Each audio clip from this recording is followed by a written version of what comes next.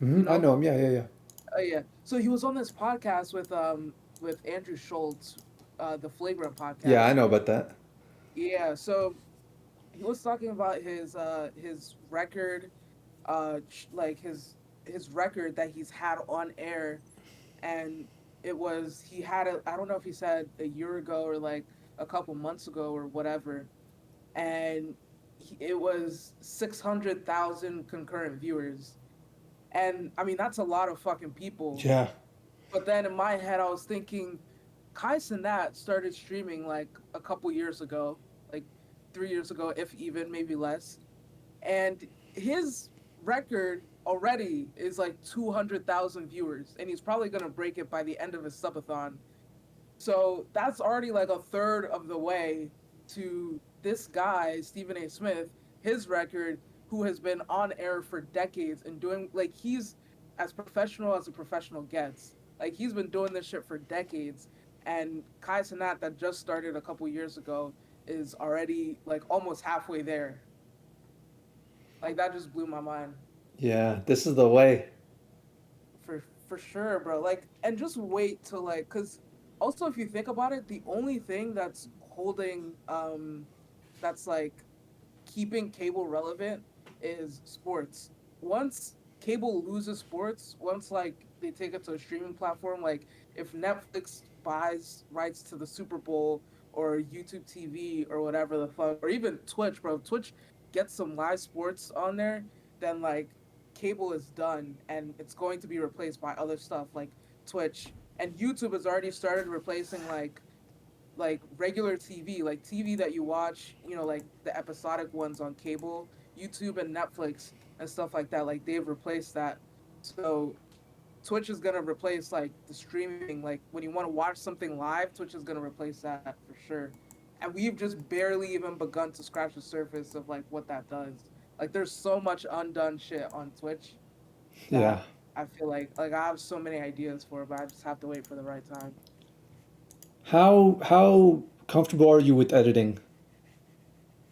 I'm getting, it's funny. I didn't think I would like learn or get more comfortable with it, but I'm getting more and more comfortable with it as time goes on.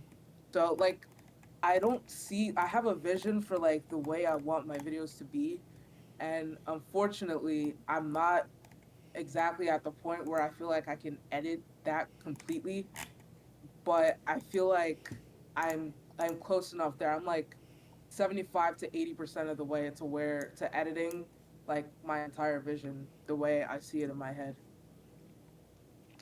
So, what do you think your plan looks like for the time being, for the next few weeks, few months, whatever? Like for me, I'm gonna focus.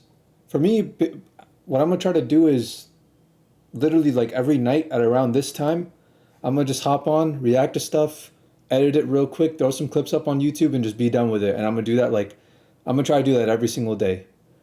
But for like 1 or 2 months.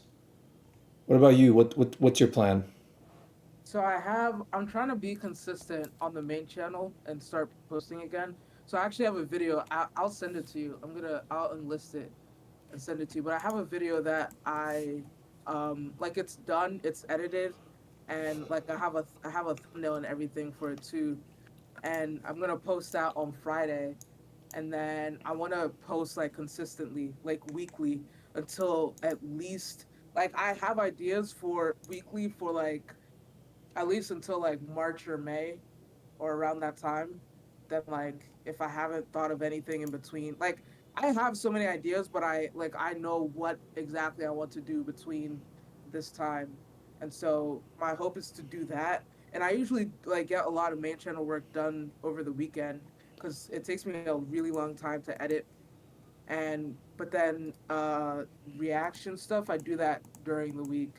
So I'm thinking about streaming like maybe a couple times in the week, and then because like I just streamed today for like an hour, and I got like 5 different videos from it. Like one of them could be like a short, and then the rest of the four could be like a whole video that I could post on the channel, and I could like space that out between like a couple days and stuff. So really that's the main thing. But the main thing is just the main channel, like to be consistent weekly for like a prolonged period of time. Okay. Yeah, because I feel like my first video on that main channel did pretty well for a first video.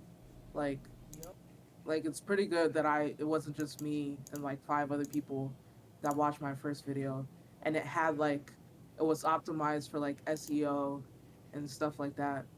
So Are I feel like you streaming out of your dorm? not right now. I have an apartment right now, but Okay. next semester I will be like in the fall. I will be like I'll be going back to school. I have so many like college ideas and shit like that. Like yeah, Yeah. I would say you got to get a bit better lighting and like for like behind you, and also make your camera a bit bigger. It's kind of hard to see like your actual reactions. all right, I'll do that. Wait, which video are you watching? I'm just on your Twitch on this like Oh, okay, okay. it's paused right now, but it's like check out this last just chatting stream from 2 hours ago. I'm on that. The tier Okay, list. got it. Yeah. Wait, so you said I should make my camera bigger? Oh, Yeah, bigger like okay, like on the screen. yeah. Larger real estate on the screen. Okay, I'll do that. And then I have like maybe like crop it in more so it's like the left side. You don't need all that much on the left. You can kind of cut like a bit of your like right arm off essentially of from the camera from like the camera. Yeah, you can crop that out, I guess. I mean, that's what I would do just to make it a bit bigger and also have more real estate for everything on screen so that people can actually like see your facial expressions for the reactions. right. Okay. Reactions aren't fun unless you could really decipher their expressions. Yeah, that's true. That is true. Wait, so what when you had the channel before that got terminated, how many Mhm. subscribers were you at? I had a couple thousand. Actually, pretty soon, I have a folder with like all that stuff that I had. Pretty soon, I want to make a YouTube iceberg video. You know about iceberg videos? Oh, what's that? You don't know what that is? Oh, this is another meta. So there's like reaction videos. There's um there's tier lists, which is another thing that's like easy views. If you market it right, do the right thumbnail, and then put in the right description, right tags, and you just throw your tags in your description. Um, it's easy views just like that. Like people are literally just searching up tier list all the time just to watch whatever new tier lists there are. Um, and then another one is icebergs. These are a bit higher effort. They're a lot higher effort than reaction videos, and they're like 5 times the effort, or depending on the iceberg, it could be like 5 to 20 times the effort of uh, what's it called? Tier list videos. The thing is, even though a lot of people do them, and you'll see hella of them because they all pop off. That's the thing about them. Every single iceberg video does well. There's no iceberg video on YouTube that has less than 100 views, like not even one.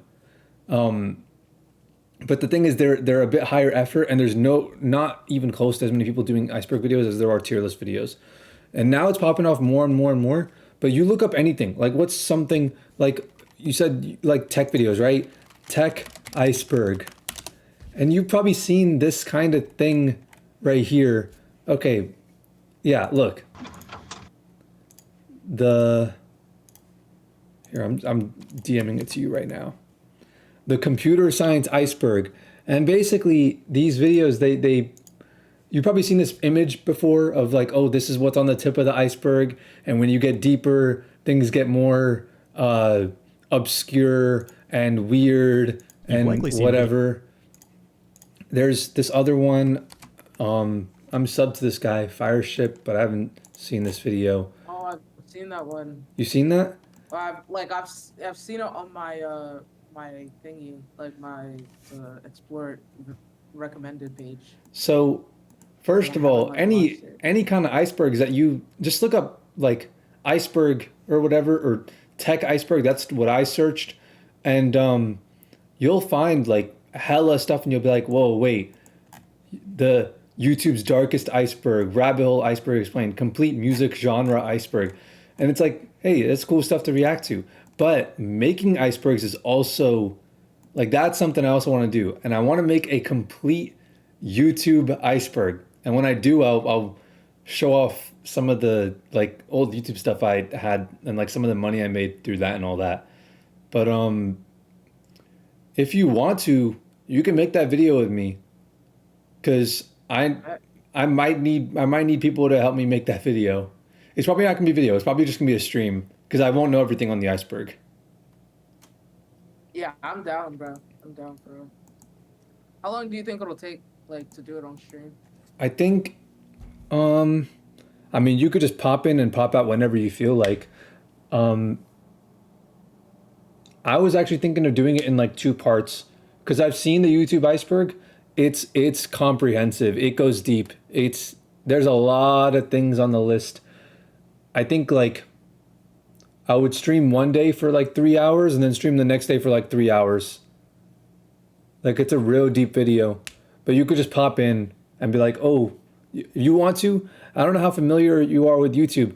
If you're like somewhat familiar, just pop in on like the first 30 minutes, first hour, and just like be like, "Oh, I know what this is." Give your take or whatever, and then dip whenever you feel like.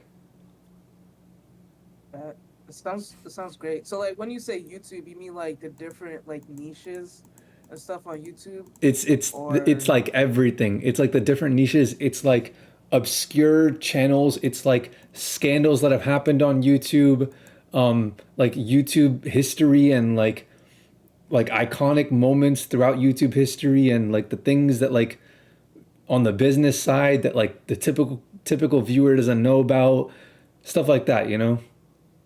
okay, It I like that. I like that.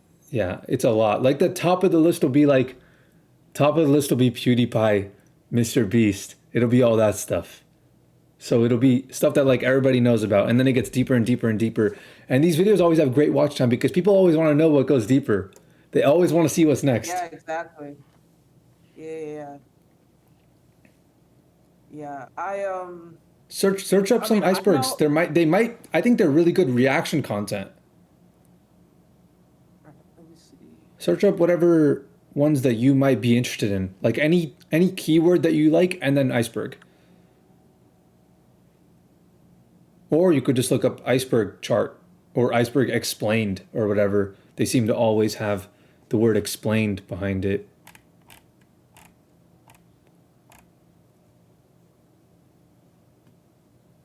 There's Dark Gloss Media Iceberg Explained.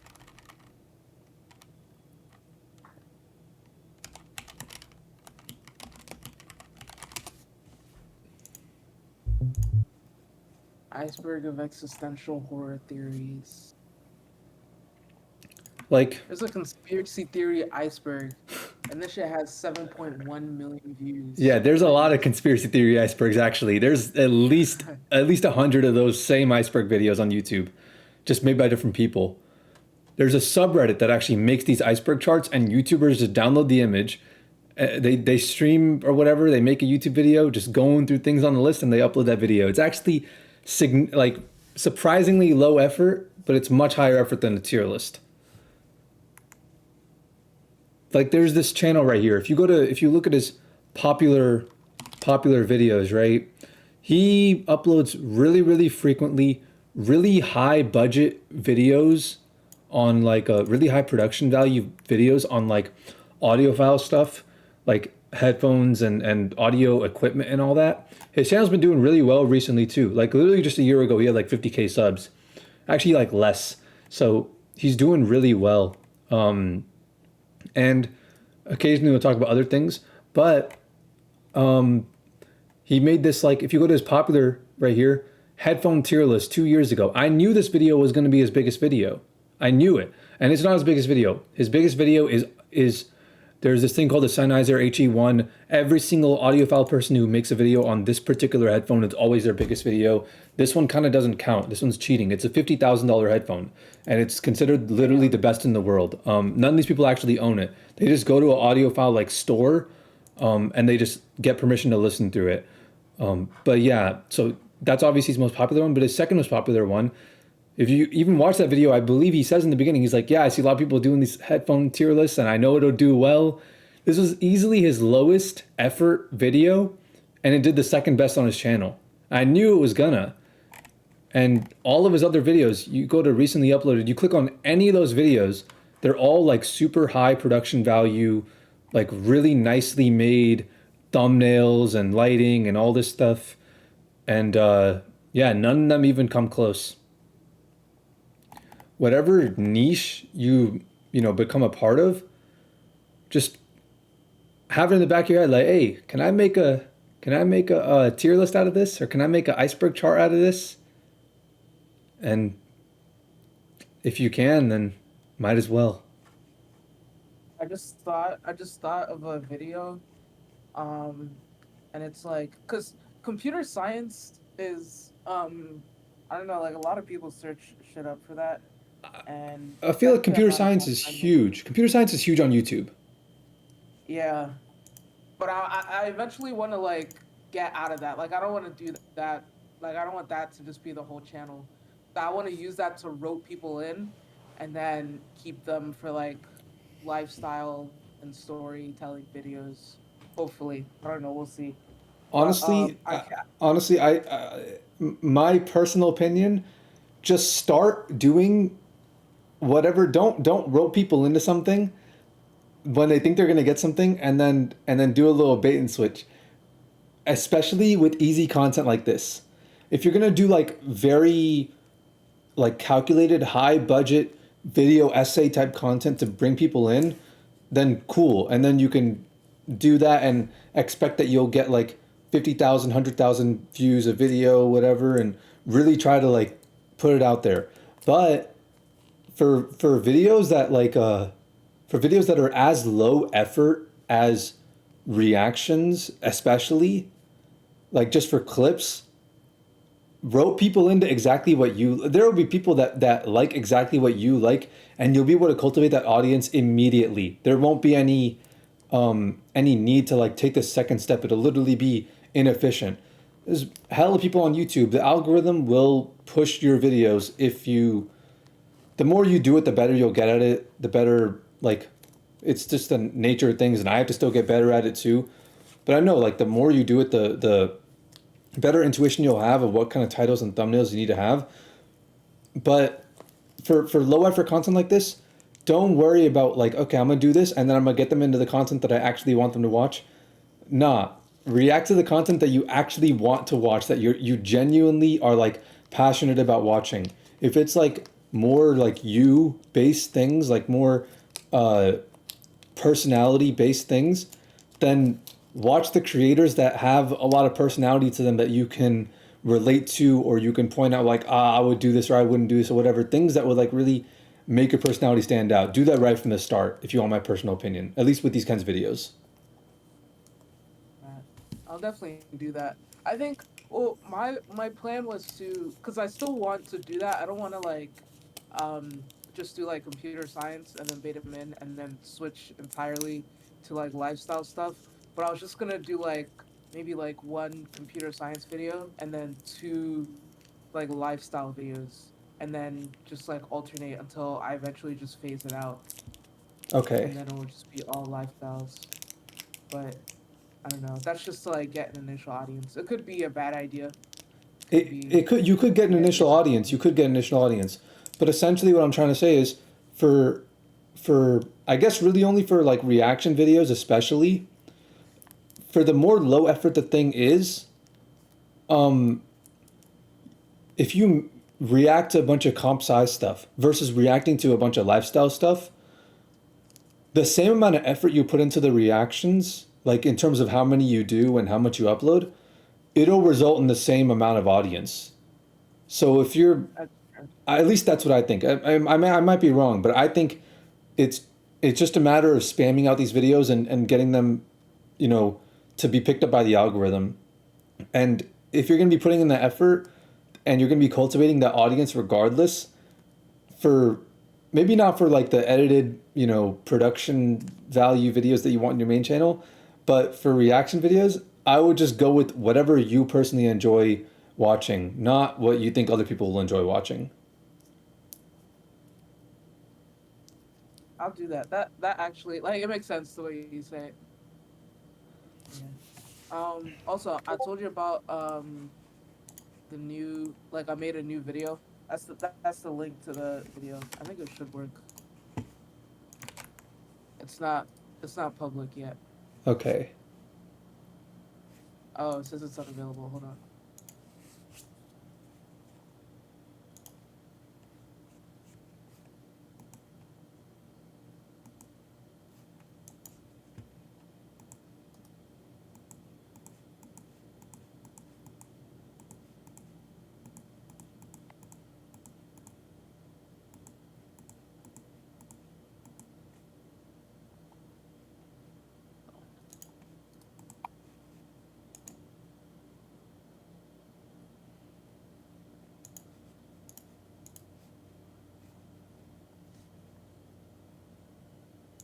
Do you use vidIQ like Yeah, I when do. you post a video? Yep. Well, not Oh, when okay. I don't actually check it.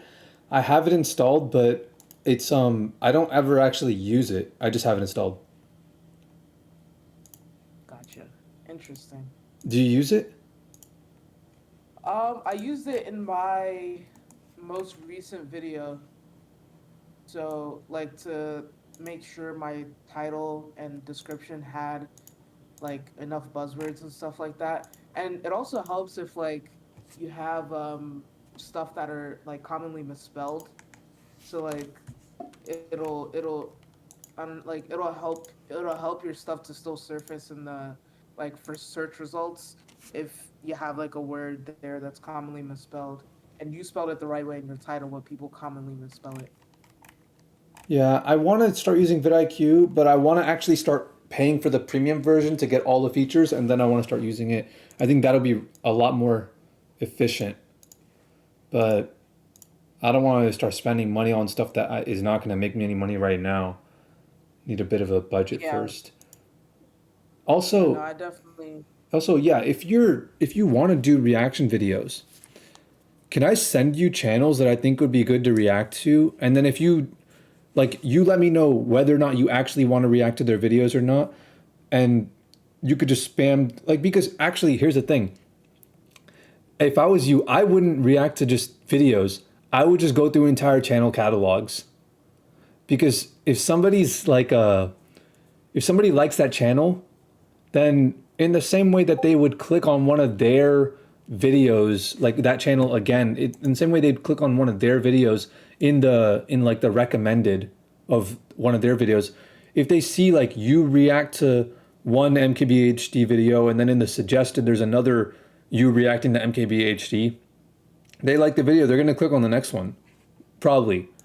Or it's much more likely to show up on their recommended page and things like that. So I think this is the strategy to go for. And I have a lot of channels that I made a list actually the other day. I have a lot of channels on this list. I can't do all of these. Like I literally can't. And I think they're all good options. But I could send you some and let me know if you're going to do it or not. If you don't do it, then I'll do it. And if you do, then I won't cuz, you know, efficiency. The way I look at it is like if one of us blows up, we all blow up. If one of us comes up, like we can Right. all bring the rest of us up.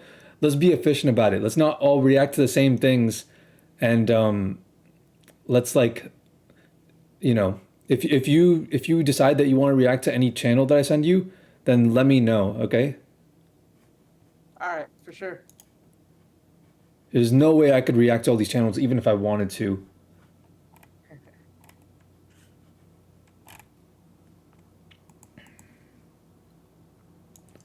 You know what, a channel that I think would be really like OP to react to? All the Apple like tech channels. Everything that talks about any Apple stuff, you're gonna cultivate an audience of normies for sure. but like this Apple Explained and everything Apple Pro, people are obsessed with this stuff. Like people lose Yeah. their minds over Apple content. I don't know if you've heard MKBHD talk about it. His Apple videos are always like the videos that he guarantees like, yeah, this will be a successful video. I don't even need to like really do all that much. I just have to put Apple in the title and thumbnail every time a new iPhone comes out and I'm like guaranteed 5 million views. No, it's actually crazy. Like there's this they're like it's crazy that there are whole ass like Apple channels, but like Google slash Android channels are like Yeah. almost Yeah. not really as popular. What do you think? Would you react to a channel like this? Like Apple Explained or whatever? Oh yeah, for sure. Or not would you? For I'm sure. will you? Because if you will, then I won't. I will, yeah. You I'll do will? it. Okay. Yeah. Also, this is something that I had the idea of, and I think this is actually way better than any of the Apple channels, but I don't know how it'll fare with copyright. Reacting to the Apple events as they come out. Because hella people, the moment the Apple event happens, they go like, okay, I want to see the recap version, or I want to see this for I want to they search up on YouTube and they click like that. These Apple fanboys are not clicking the first video from Apple. They're clicking like the next 20 videos to see what everybody else has to say about it. Yeah. Immediately, hella Yeah. people. Yeah. So I'm like, let me react to every WWDC, like ever. All the WWDCs, every time there's an Apple event, because they announce it way earlier, I'll keep up to date. And every time there's an Apple event, I'll live stream my reaction to it live. I'll upload the clips like immediately. I think that would be like a really solid way to get it. I think clips would be fine with copyright, but like a full reaction to the whole thing, which is really when reactions are at their most they're at their least ethical but most powerful is when you can upload another content in its entirety and basically be a replacement for that content where people don't want to watch them but they want to watch you instead because they don't need to Right. watch that one.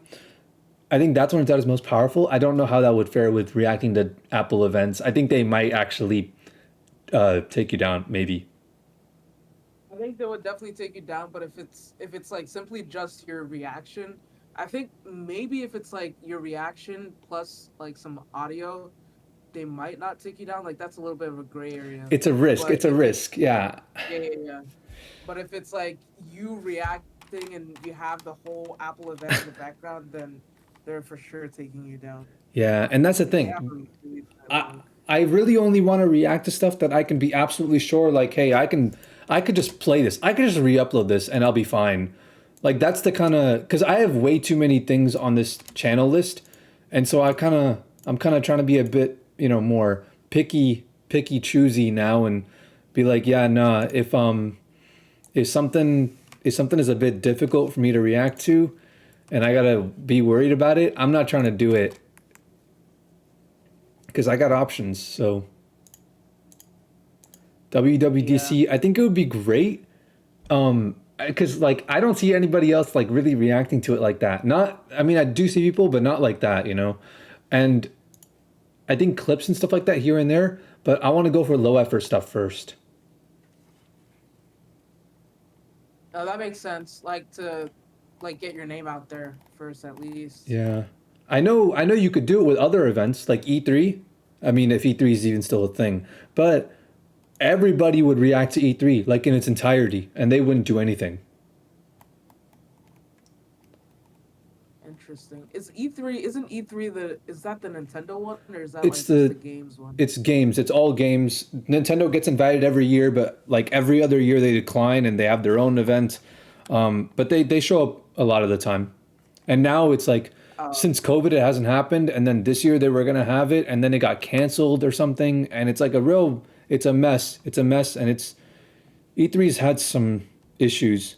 The thing is, gamers are like active, like those kinds of gamers who watch those things are like active online, and they want to hold people accountable. The more active an audience is, they want to hold their creators accountable. And when all these people hype up all these games at E3, false advertising putting these tech demos that literally don't even exist in the game, or they say, "Oh, it's going to come out next year," and then it comes out like 6 years later, people start to get pissed, and E3 starts to lose credibility. So even before it got like, even before COVID, before 2020, they were like losing numbers every year, big time, because of their like credibility. It was taking a hit, and I think that's why Nintendo might have pulled out so many years. But yeah, hella people still watched it. They have one this year, I think. They do, Was they do. Nintendo there? I thought they did. E3 20 E23. If they have it, oh wait, maybe they Yeah, do. should be Ubisoft fun. confirmed for E3 2023. Okay. And as usual, oh, Ubisoft has a strong lineup, quote unquote. That's what it says. Every single platform is gonna wait. Xbox, Nintendo, and Sony won't be a part of E3 2023. So Damn. basically, there's no point to watch it. Yeah, Yeah. what the three biggest gaming companies? Yeah. Like literally the three main platforms that you play your video games on are not gonna be at the video game event.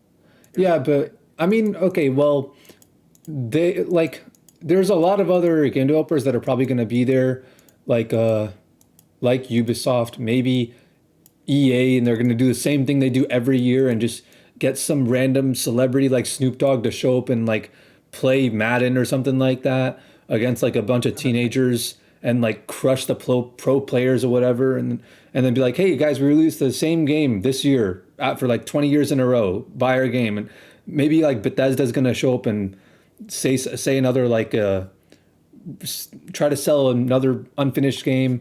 Like the same sort of thing is going to happen. E3's kind of fallen off. It used to be a big thing, but now it's kind of fell off.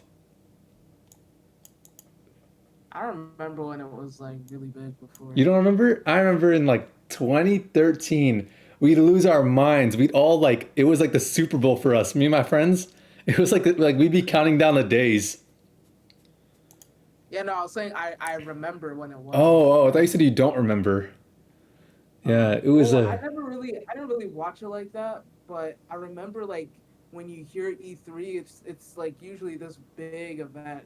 That's all I remember. Like I never really watched it like that. Like when I was old enough to gain interest in watching that shit, then it like imploded. So yeah, yeah.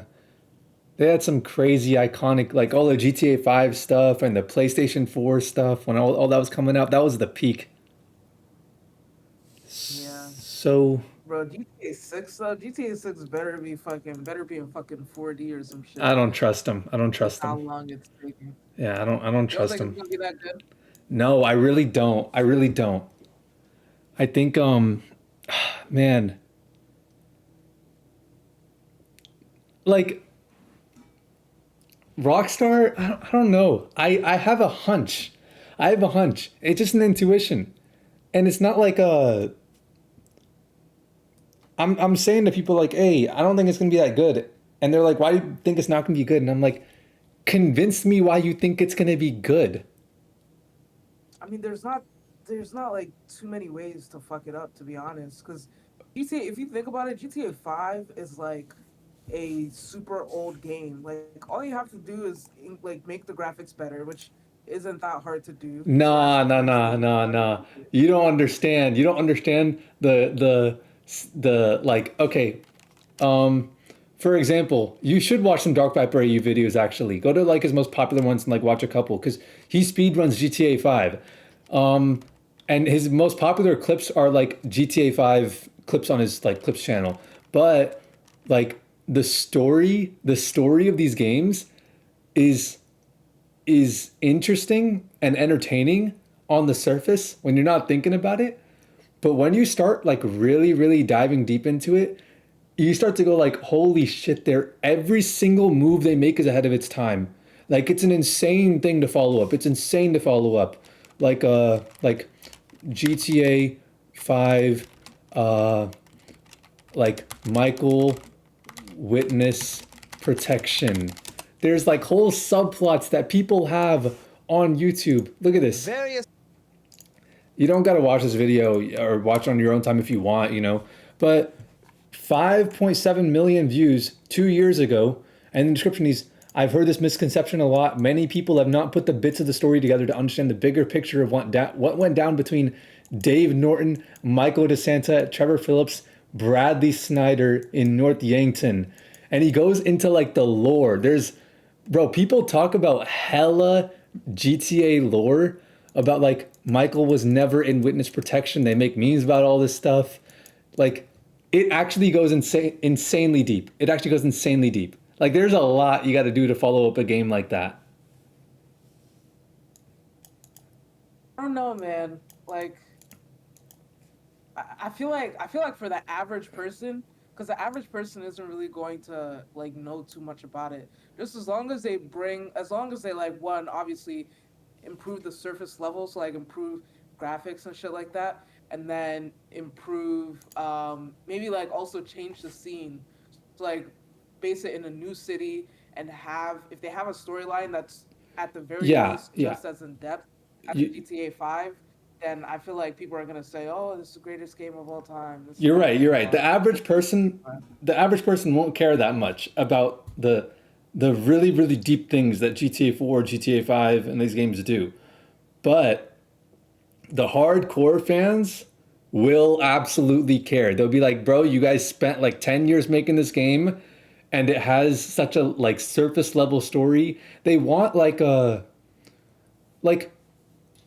consistently because I played GTA since San Andreas. And I played hella GTA 4 when I was really little.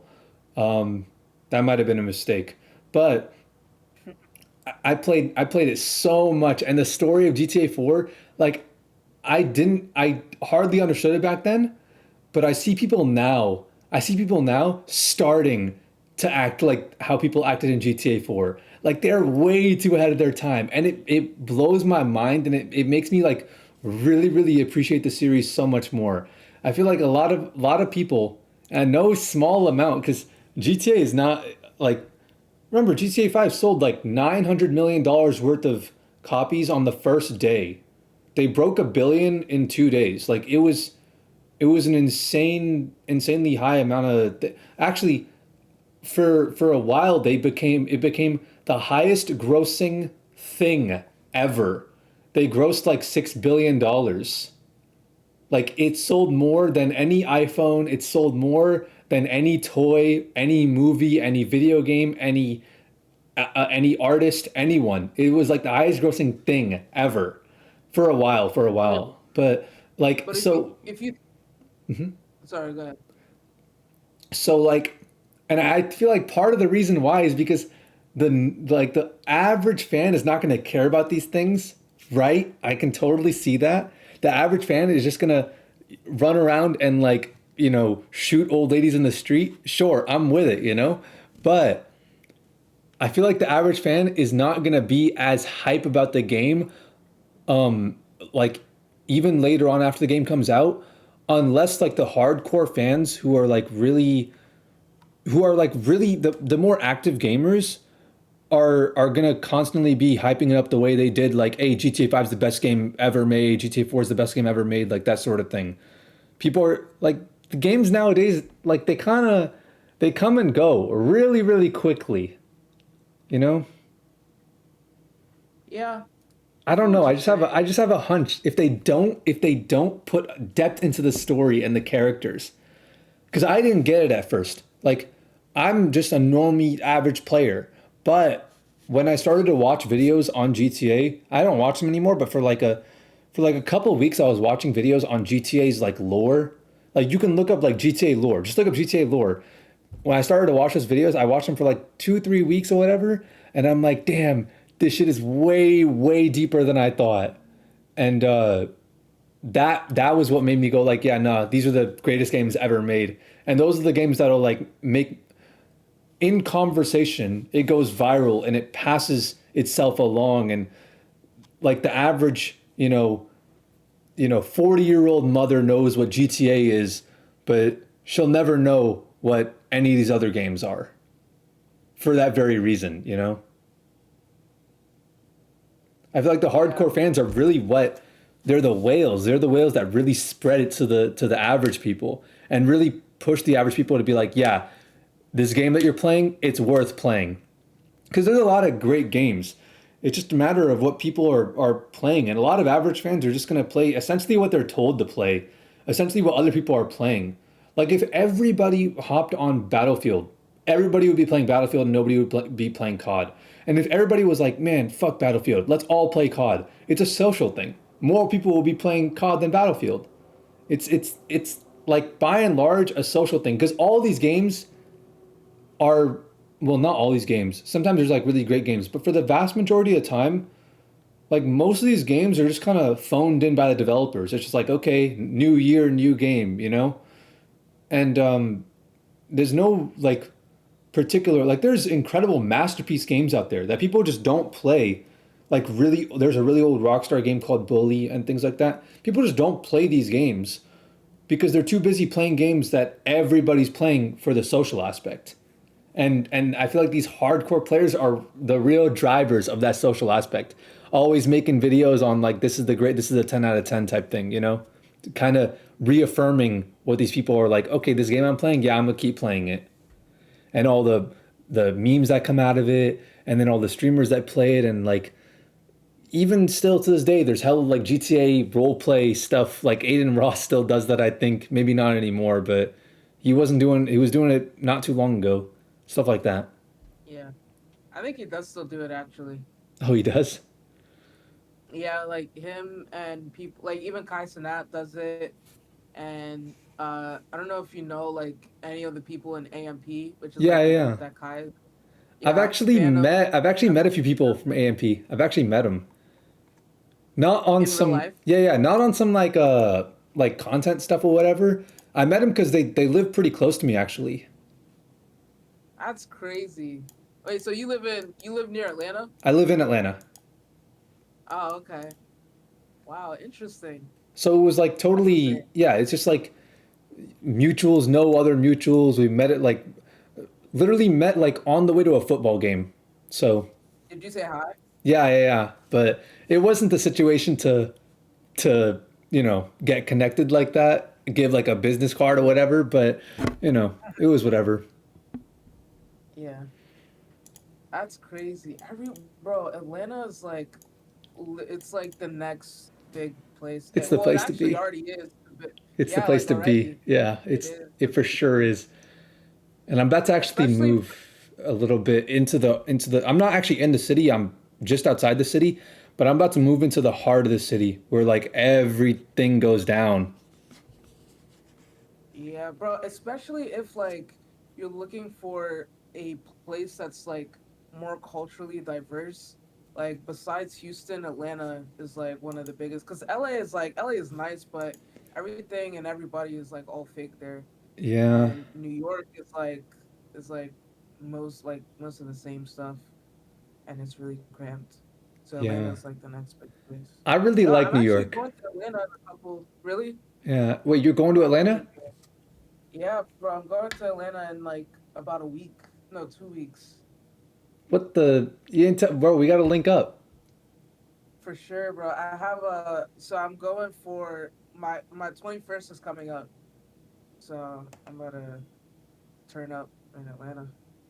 Where? Wait, you said where do you live in Florida or something? If No, I I'm live in right now I live in Jersey oh, okay, because I okay, have an internship in the area, but um ordinarily I live in Pennsylvania. Like my school's in Pennsylvania and then when I go home like for break and shit like that, like my home is still in Pennsylvania. okay. Yeah, I go to Penn State. I don't know if you know of the school. Yeah, yeah. Yeah. Eventually, though, the thing is, I don't, I like Atlanta. I like the connections it has to offer and stuff like that. But I want to be by the water. I don't want to stay here for that long. I want to be in Yeah, like Miami or something like that. bro, Miami is fucking crazy. I haven't been there, but I already know that place is fucking crazy, bro. Like Miami's like I don't even know what I would describe it to you. but I don't know where I want to end up. Honestly, I think I want to go back to my hometown. Like the houses are pretty decently priced there. My family is there. My parents are there. It's not too far from Maryland, so I could drive and see like my extended family there. That's Like I'm reasonable. really, yeah. But unless I want to do like something crazy, like a content house or some shit, that's the only way I'll move out of my hometown. Would you do a content house? I would low key, yeah, I would actually. I Yeah, would so low would key. I would do a content house for a little bit. I want to do a. I'd Yeah. actually do a few. I'd want to live in one content house for like a month, and then move on to the next one, and then the next one, and the next one, and really just capitalize off of all those connections. Yeah, no, for sure. Like first of all, that's like almost a once in a lifetime experience Yeah, for one yeah, thing. yeah. And then for another thing, it's like I was thinking about this idea, which is like imagine if like all these content houses are kind of making a comeback, or like creator groups like AMP, like their channel is it's fucking blowing up. Like every video they post together as a group gets millions of views. Mm-hmm. And even like the Sidemen, for example, like they get millions of views per video. So like I feel like that's just like it's coming back. And imagine like if they had like let's say AMP or the Sidemen or whoever, if they had like a a Twitch or like a channel where they each stream and like everybody has their own day, and then maybe like once a week they all stream together and do something like fun or crazy. Like Yeah. that show would be insane. The amount of clippable moments from that, That. like I feel like I Oh was thinking man. about that today at work. Yeah. These content houses they do so well, but I feel like they could do even better. Exactly. Like there's so many, especially like street. Like imagine, bro. Like imagine like streaming and being like the Mr. Beast of streaming. Like Yeah, I that know. would That's be what I was thinking. I was insane. thinking that. I was thinking that. Do you know about the? Not Do you know what the Wish House is? no. What is that? So the Wish House, you know the company Wish, like the like eBay alternative or whatever. It's like Yeah, yeah. yeah. So if you look up, god damn, dude, this is insane. Oh, this is all from like one year ago, 2 years ago. I don't know if they're still up. The thing is, this has got to be mad expensive. The thing is, so Wish like they wanted to increase their like brand recognition or whatever, so they made a content house, and they basically made it open invite. They said nobody can live here. Hey, we're gonna have content managers that live here or whatever. Actually, I don't even know if they did that. I think they just have like like people just keep maintaining the house like security or whatever. But they literally were like, "Hey, content creators, come through to our house. This $30 million mansion. Are you looking at it?" Did you send it? Yeah, yeah, I sent it. They're Let me like, see. yeah, come through to this house that we have, this like insane mega mansion in LA, like one of these things that you see on YouTube. And they basically, I think they rented the house for a little bit. I don't think it's a thing anymore, but they were like, yeah, any like content creator with like at least like 10K subs, just come through, record content, promote Wish. Boom, you get free food, free like all this like crazy shit. And like I don't know why they didn't capitalize off of this. I don't know why like they didn't invite hella more creators. They could have like instead of paying however much they paid, like $5 million, they could have paid $3 million for half the rent time, and then paid the other 2 million to the creators. Like, hey, come through, make content with us. We're gonna pay you. We're gonna sponsor you. Do all this stuff. And I don't know why they didn't like get their Bro, own, they're yeah, have their own like cameraman in there, in house, constantly recording, constantly uploading clips on YouTube. I don't know why they didn't have a 24/7 live stream running. That would have been great if they just had a live stream running all the time, and just creators can come through and just kick it and hang out all together. All the clippable moments that would happen from that, they could have done it. Like these houses that get paid for by these like giant companies, all you need to do is find a sponsor, be like, hey, big company, paid for this content house. You got hella money. You want to increase your brand recognition. I can manage the house for you.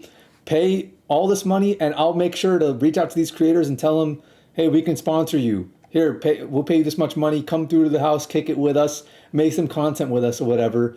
promote the company, promote yourself, be manage the house. You get to live in a place for free. Who knows? You might even get paid by the company to manage it. You know, I feel like this strategy, as insane and as like once in a lifetime as it would be, is actually a feasible strategy, and it could work if you reach out to the right companies with the right pitch, with the right email, and with the right portfolio. Being like, hey, you could totally cap and be like, I manage these influencers. You don't even got to manage them. I manage them. I help them grow from this to this. I know how this works. Let's do a content house if you want to do this kind of thing. You know, Wish did Yeah, it. the crazy thing is, like with that Wish house was that they could probably even have it be something where, like even like they'd have like some of the influencers pay to stay there for like they could market or advertise it in a way like they could like some influencers would literally pay per night, like maybe like I don't know 50 $100 a night to stay there for like a week or something and have it be like this vacation, and they like just cater to making it an experience and having like events and shit like that in the house, like in a fucking mansion. There's so much you could do. You could go like bowling in the fucking mansion. They probably have massages and shit. They'll Yeah. have like some games, like I don't know, some large game of like creator tag or whatever, and with like a bunch of people. Like it will, you would just have to invite like a bunch of large creators. And even if like they wouldn't be willing to pay, like if you invite a bunch of these large creators, like let's say someone like David Dobrik, like they would probably come if they don't have anything going on. And if it was like invite only, then they would probably come just because the fact it's a fucking huge ass mansion Yeah. and they can do whatever they want and record whatever kind of content they want. I don't know why Wish didn't capitalize. They totally could have. There's so much there's so much potential with this, and I'm sure there's so many companies who would see this kind of thing and be like, hey, this could be a pretty good idea, and they just have money to burn, and they would totally do it, but nobody like proposes the idea to them. Yeah, it's crazy, bro. Like the amount of wasted potential that like that you see like with some of these companies and even like some creators and stuff Yeah, I see as well wasted who like potential go with into AMP. lyrics. Yeah, bro, like for real, like they for sure have, and I feel like low key they know that they could be doing more, but they just aren't really doing it. Like they just aren't, because everybody is like so honed in and focused on their own shit. It's like really hard to get someone like Kai that streams like 10 hours a day to try to not only do the regular videos that they do for AMP, but also like start to get on like the podcast that they're trying to do, or like maybe create a second channel or some shit. Yeah. Like, bro, okay, imagine this. This is what I was thinking about, right? Someone like Kai size, because I don't know if you watch Kai regularly, but like the way he is, like this man is a millionaire. Clearly, like he Hmm. makes a lot of money, Yeah. and he's so reluctant to like give people like large amounts of money, because I guess if he probably thinks like, oh, if I give people large amounts of money, then my fans will think that I'm rich, and if they think that I'm rich, then they're not going to be able to relate with me anymore or whatever, which I don't know, like that's his thought process. It's whatever. But the way I see it is like, imagine if like you're someone like Kai and you have a like once a week or once a month or something like that, you have like this game show, right? It's a sponsored game show, and like all these companies come and sponsor it. There's like they have a pool of money because they're paying you to kind of talk about their product a little bit, and then you have like fans, like people, viewers come in.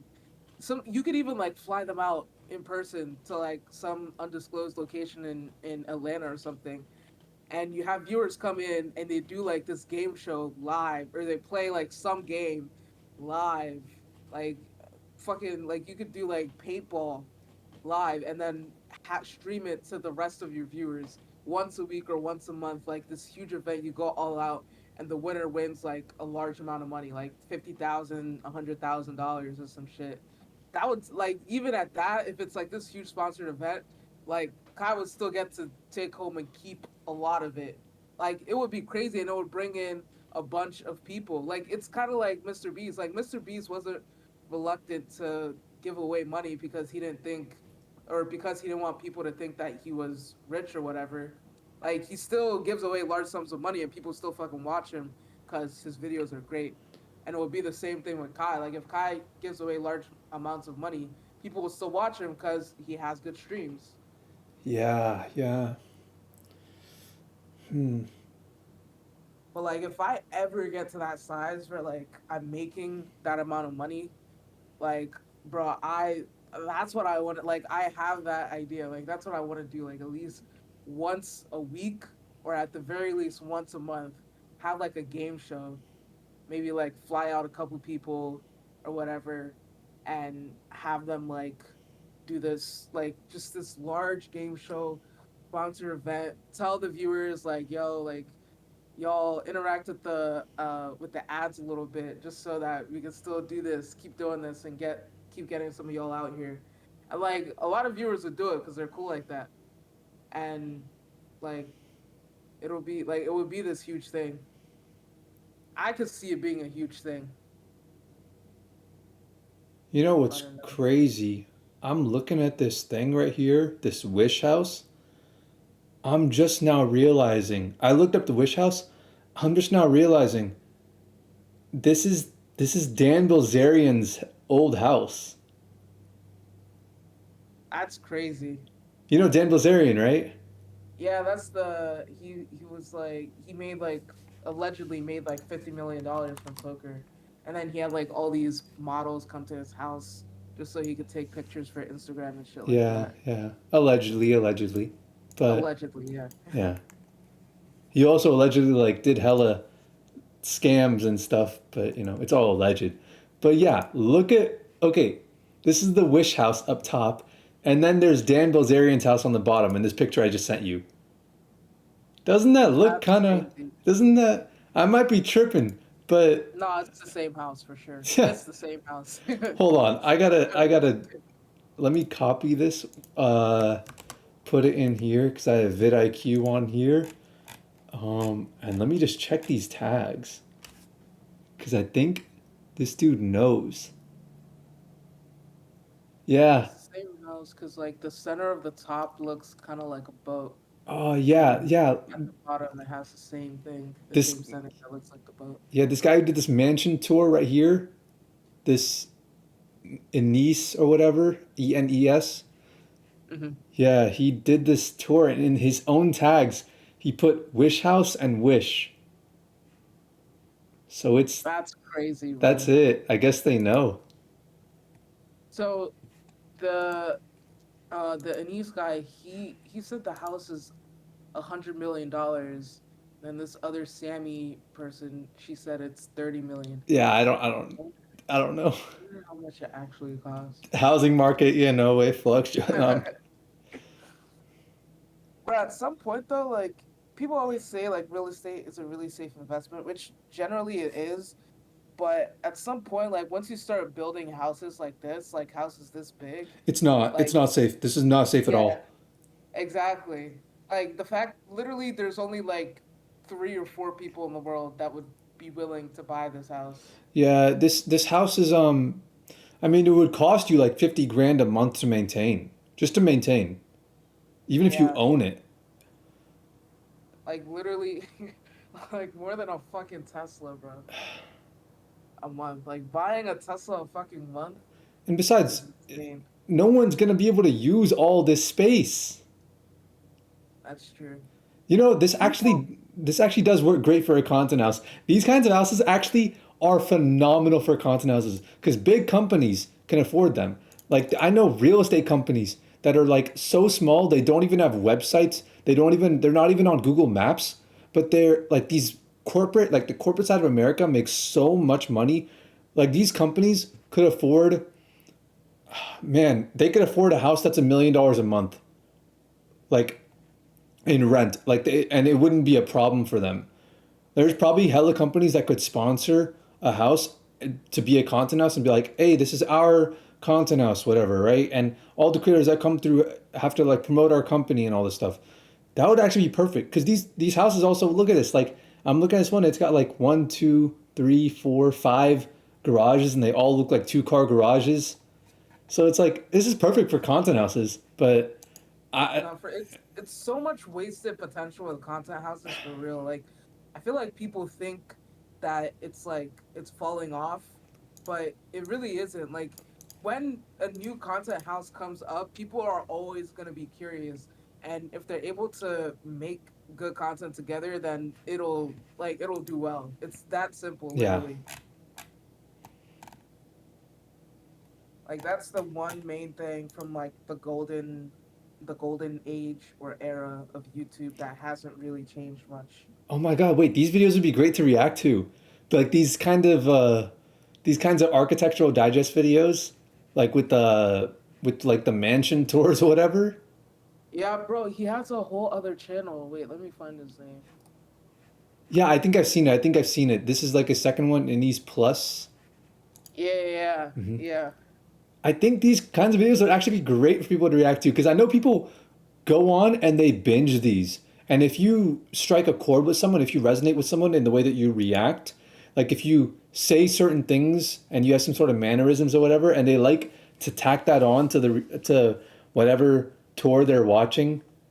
Oh, okay, these videos, you know what I hate about these videos?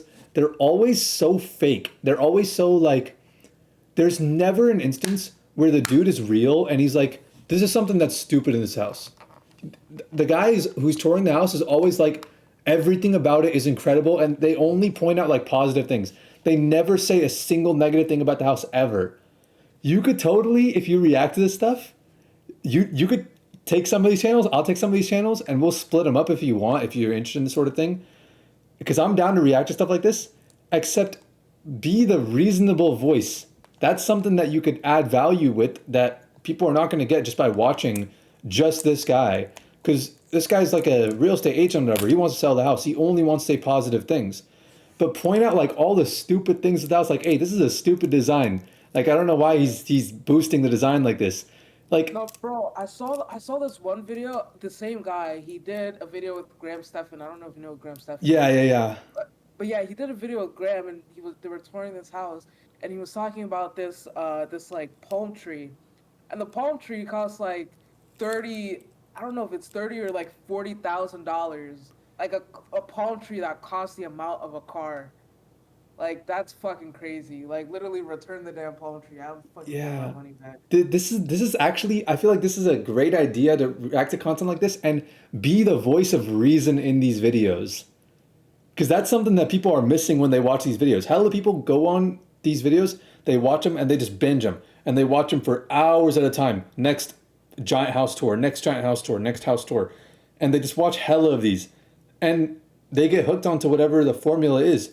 If you manage to create a formula that resonates with people and people are like, hey, I want to see not only the house tour, but I want to see the reasonable perspective on all the bullshit expenses that the house has that they don't need to have.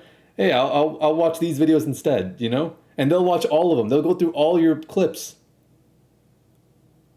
Yeah, that's crazy. That's true though. What do you think? You wanna grab up some of these channels? Yeah, for sure. I think I wanna there's like this video that Inez has that's like the most expensive house in the United States. I feel like that would be a good one, like one with a strong superlative, like most Mm-hmm. expensive. I want to just spam Um, them. I want to just react to like all of them, or not all of them, but yeah, like go to his popular videos and just react to hella until I get tired of streaming, and then I'm done. That's really what sure. I. That's really what I'd want to do. But you know about this guy? You want this guy? You want to take him? You want to take his channel? Yeah, I could take his channel. You take his channel, and then okay, wait. Let me go to his channel real quick. Oh, this is sick. Floating house and all this stuff. That's sick. Um, We could do like, so here. like I could, Okay, yeah. So I, you want to take his channel because I know there's other channels that do it.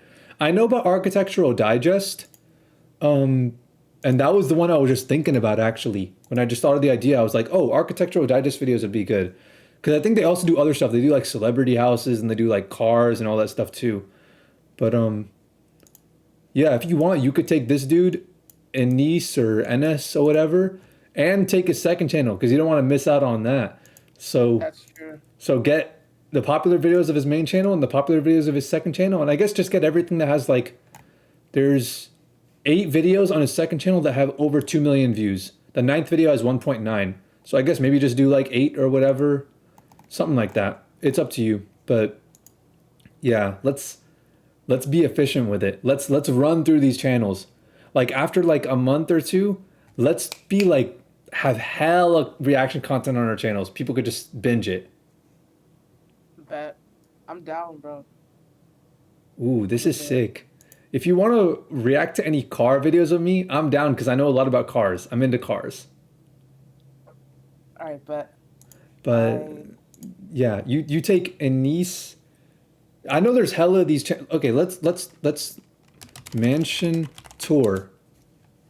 Um, there's this JP Mansion Tours. There's Anise. I don't know, producer Michael.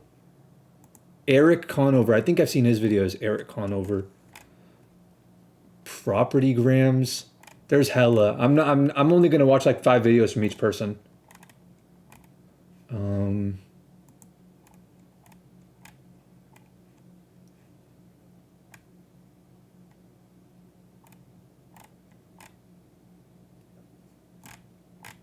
damn. I looked up Mansion Tour and there's no architectural digest videos. That's so weird.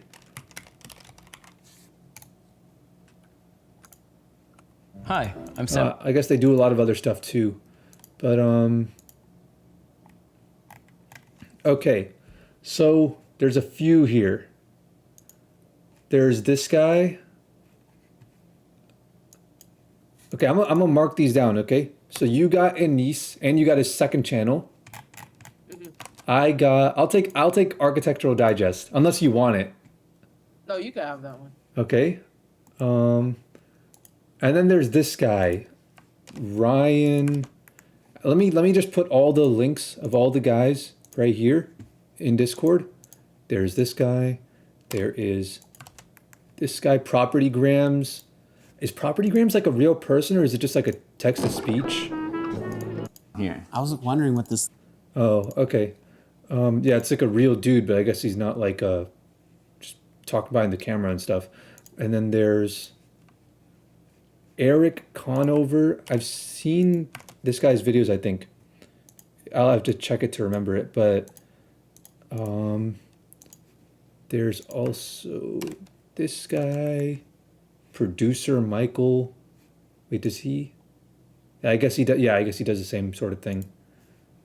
Um, and lastly, there is this guy, JP Mansion Tours. So I guess just pick. There's 1, 2, 3, 4, 5. So I guess pick 2 or 3 that you want out of here, and I'll take the others. Bet. Let me look at them real quick. I guess go click on their channels and then go to most popular. Go to most popular and then whatever you like the thumbnails of and stuff like that. Let's see.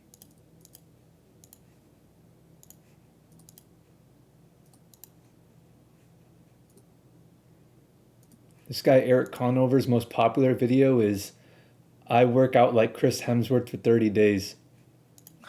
That means he takes steroids. That means he took steroids. You think so? You don't think Chris Hemsworth's on steroids? Look at him, bro.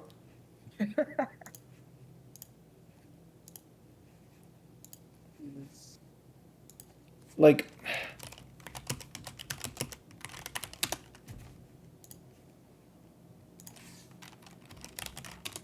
Is this is this the guy from $1 Million Listing? I think this is the guy from $1 Million Listing. It's Ryan Serhant's guy.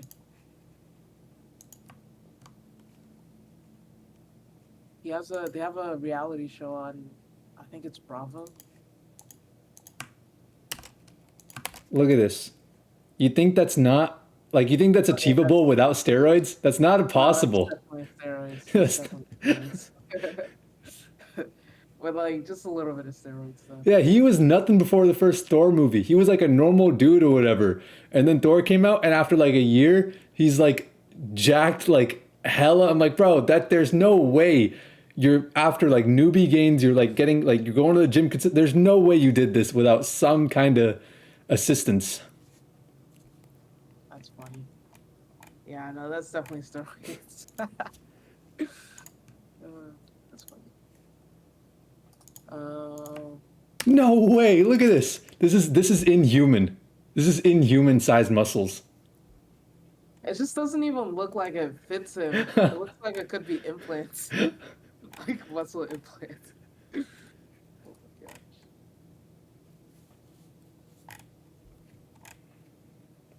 That's all movie stars now. It's easy. that's true. Well, there was the one guy that like lost. Is it him? Is it the same guy? I don't know. There was one guy that like had to lose a bunch of weight for a movie to make it seem like they were like really skinny and Christian like Bale keeps doing that. Christian really. Bale, he loses a bunch of weight, then he gains a bunch of weight, then he loses a bunch of weight, then he gains a bunch of weight. Like if I look up he's hardcore. He's like seriously dedicated. Christian Bale. If I look up like body, oh my god, this dude is an absolute like That could not be good for your body though. not at all. But you know, this guy goes hard. He's dedicated to his craft like nobody else. Look at his body transformations from super skinny to jacked for Batman, and then back to skinny again, looking like he's about to die, and then fat. That's so insane, bro. That is actually insane. Yeah, and he keeps doing this. He keeps doing this back and forth for different roles. That He's is, hardcore. He's really hardcore. I respect it, man, honestly. Yeah. But he's probably on drugs too.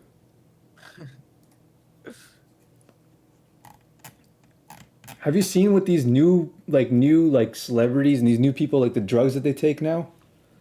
Like these things are insane. Like the drugs make like people they make them more confident, they make them have faster reflexes, they make them smarter and like able to think clearer and make them funnier and all this stuff. Like it's insane what these drugs can Drugs do. that make you funnier. Literally drugs that make you funnier, that make you more charismatic, that make you talk better with people like of the opposite sex or whatever. Like there's people at the top like I don't know if you know about Sam Bankman-Fried and this whole like FTX crash that happened a few months ago.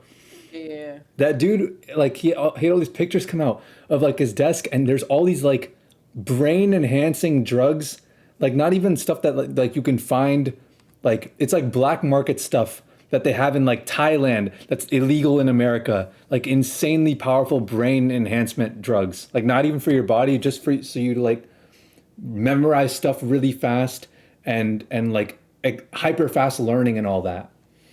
I feel like we'll find out in like 20 years that all that shit like causes cancer or Yeah, yeah, some other obscure disease. yeah. None of this stuff has any. It's not approved at all. You can't buy it. No prescriptions for it. Nothing like that. But somehow these hella rich dudes find a way. Okay. I'll just I'll send you a message of the ones the channels I'm gonna take. I gotta start taking drugs, dude. I'd be OP. What the That's fuck? like a cheat code in real life. That's like if life is a video game, it's an actual cheat code. That's actually that's fucking hilarious. Bro, like okay, I've tried have you done weed before? Of course, of course. I have tried like I've smoked weed one time. I've done edibles like twice, and every time like I feel like I belong in an insane asylum. Like I feel fucking crazy. So that's why I stopped doing weed. But alcohol though, for me personally, alcohol is the one that's like really OP because like when I drink alcohol, I'm just like more confident. I give less of a fuck. I'm just like looser. Like I just do whatever. Damn, for real. For me, it's the opposite. For Really. me, weed. The thing is, I like.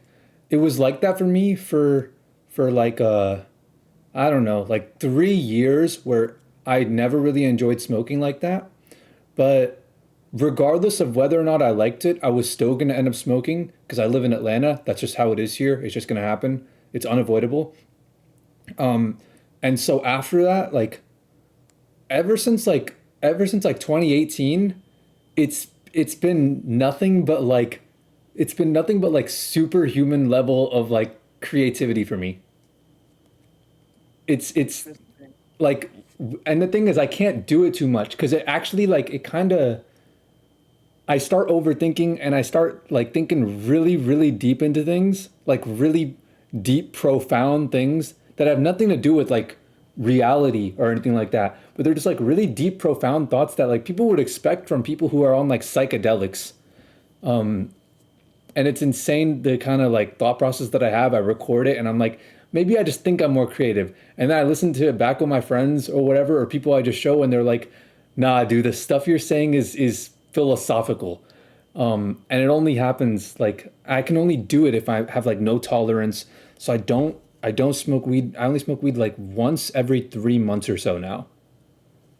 So and that's how I managed to, make sure I build no tolerance for it. But now it's fantastic. Now I love it. Now it's like the best thing ever.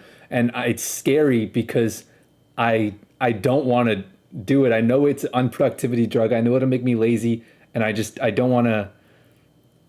At some point, I just want to stop entirely. It's not good. Yeah. I feel like, and I've heard that story too, like from lots of people. Like basically, it's good till it's not. Like when you smoke weed, like smoking weed, first of all, usually starts off like bad. Then you get into this groove, like this rhythm, and then it's like somehow you just fall out of that groove and that rhythm, and then it's just like not good for you at a certain point. I feel like I feel like in my opinion, like until you get to that point, like that's like good for you, like that you're able to be productive and be Yeah, I'm not productive. It's creative. not productive. It's not. It's not. Oh, well, at It's least like it's creative like at the a, very yeah, creative for sure, but like that whole day, even if I smoke in the morning, the whole day I'm out of commission. I can't do anything. And even the next day I'm just thinking about my previous thoughts. So it's not a it never was a good drug to do, but you know, you're out with your friends and it just happens. That's true. Yeah. I have a friend that like one of my best friends, she has like she smokes weed a lot, and when she does, she's somehow able to be like super productive and laser focused and shit. Really? Yeah, like it's Yeah. crazy. Like she'll smoke weed like she can't do homework while she's, like high, but she'll smoke weed after she's done with homework, and she'll like start cleaning her room and like planning like her next day and shit like that. Yeah, okay. What I found is when you smoke weed, I guess it depends on the person, but I think from what I've seen from me and my friends, the stuff we really enjoy doing becomes a lot easier. It has like a way lower barrier to entry to do. We become way more confident and we just kind of roll on autopilot. Like the stuff like this might sound bad, but some of my friends really like driving while they're high. But they're already really good drivers, so I don't trip about it. But like I guess like I don't know, doing homework, I could never ever ever see myself doing homework when I'm high ever. It would be terrible. But like going out on like a adventure at like 3 a.m. to some like super obscure place or whatever and just like going on a hike or whatever, like doing random stuff like that, that would be like the best while being high, or like playing games, playing video games. Like if I'm playing a video game that I'm already good at, or just like playing catch or basketball or something, that's really fun. Yeah. But I guess it depends on I the mean, person. It affects everyone totally differently, you know? could see it. Yeah, I like. I don't know. Doing activity, like in my opinion, doing activities while intoxicated is always a fun time for me. Yeah. Like I used to we have this thing because at state like for at Penn State there's really not much to do because the school is low key like in the middle of nowhere, especially when you're not 21 and you can't like go out to the bars and shit. So when my friend turned 20, we just did like drunk bowling, and that was it. Like we got drunk pre-gamed and then went bowling, and that shit was so fucking fun. Like you should try it if you haven't. So, okay, so you have three channels, right? Or you have four, I guess, because you have the second Anise channel. I think I have three. Oh yeah, no, you're right. I have four. Yeah, yeah. Okay, cool. I have four as well. I have Propertygrams, Producer Michael, Eric Conover, and Architectural Digest. So we have our channels. I have to put it in my. How many of these do you think you're gonna do? I have no idea how many I'm gonna do, honestly. I'm gonna stream like for as long as I can go. So I don't know. I might get like 2 3 hours of reactions done for, you know what, I'll probably spread it out because I think this is a good idea. I'll probably spread it out and I'll do a lot of the videos that I just enjoy watching. I'll just watch them anyways. I think I'll spread them out and I'll keep watching stuff on these channels. I'll just keep them in my tabs or whatever and just continue to watch their stuff like over the next few weeks or so actually. Yeah, I think I'll do the same. Cause like I try not to stream for too long, cause I have um like I try to work on like other stuff too, like not just making clips and stuff. But I don't know. I think I might be able to do at least like 2 hours tomorrow if I'm really productive. Oh, here's another channel. Pretty small channel, but I think they got some pretty cool. If you go to their popular stuff, they have some pretty cool houses actually. I think some of these look all right. But if you want to do that, because you only have like, I mean, you have four channels, but one of them is like a second channel, so you kind of got like three and a half. So if you want to throw in some extra videos from that one, go for it. Yeah, for sure. Let me see.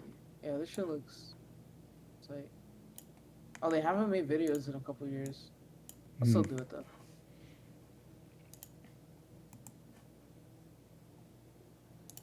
Pros. Yeah. Dang, there's a lot of these videos actually that are not from any of these channels. Like, there's like this one right here. Actually, I don't know if these will be that good to 2.5 million views though. Who knows? So, what do you think is like a good amount of views to react to? I think it depends. I think it depends. I think there's I think there's sweet spots of content. Like, for example, like a Vsauce video. I don't think no matter the view count, it's all that efficient to react to a Vsauce video. Everyone reacts to Vsauce videos. There's hella reactions for them. And everybody's seen, like, if they've watched Vsauce, they've already watched his videos multiple times over. They're subbed and it shows up in their sub box and they watch it immediately and YouTube knows that. So they promote his videos to his frequent viewers. I don't think, even if his video gets 50 million views, which maybe one of them actually has maybe at this point, but I don't think it's a good idea to react to stuff regardless. I think it's just about finding the sweet spots. So like the thing is, YouTube for the most part will hardly ever show us anything that gets a low amount of views.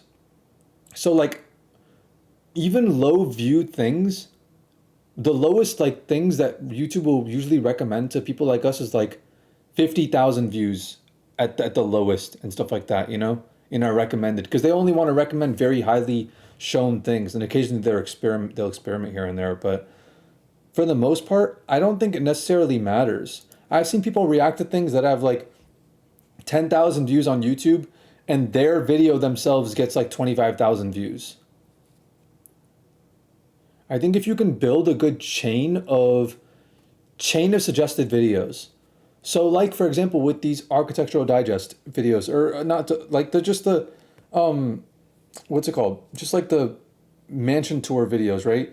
People go, they binge them, they watch one, then the next, and the next, because they want to keep dreaming, they want to keep imagining. What would my life be like if I was? What would I put this in this here? What kind of cars do I have in this garage and all this stuff? And they want to imagine like how would they renovate the place and all that stuff. And they'd be like, maybe this house is gonna have a better living room than this last one. Maybe this one will have a more convenient garage or a better pool or whatever, you know. So they just keep watching them, and they go down the rabbit hole. They go down the suggested path and just ride the wave. I think if you can just create a good wave for people, where they watch one of your videos and because of the way that you structure the video, you have a bunch of other clips just like in with the same sort of vibe that also have attractive thumbnails that let people know they're going to get the exact same kind of content. If you have a good wave of that, I don't think it necessarily matters what the view count is of the videos. For the most part, obviously reacting to high view things are better. Interesting. Yeah, I know what you're saying. I see what you're saying. Like I don't think like that first Wish House video that was on here, that was like a I don't know how many views it had. What was it again? It was like the first one that showed up had like not that many views. I'm looking it up again. Yeah, 39K. I don't know. This one doesn't seem like a year ago and 39K. And this channel has 23K on YouTube. I don't know if this is a good one to react to. I guess just play it by ear. I guess just use your intuition. Yeah. Okay. You know, it makes sense.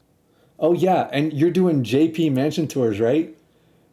One Yeah. month ago. Yeah, so this is relevant. So this Dan Bilzerian mega mansion with bowling alley, I I think when you get to this one, be sure to mention like, hey yo, by the way, oh, and Anise also made, so you're gonna see that mansion twice probably.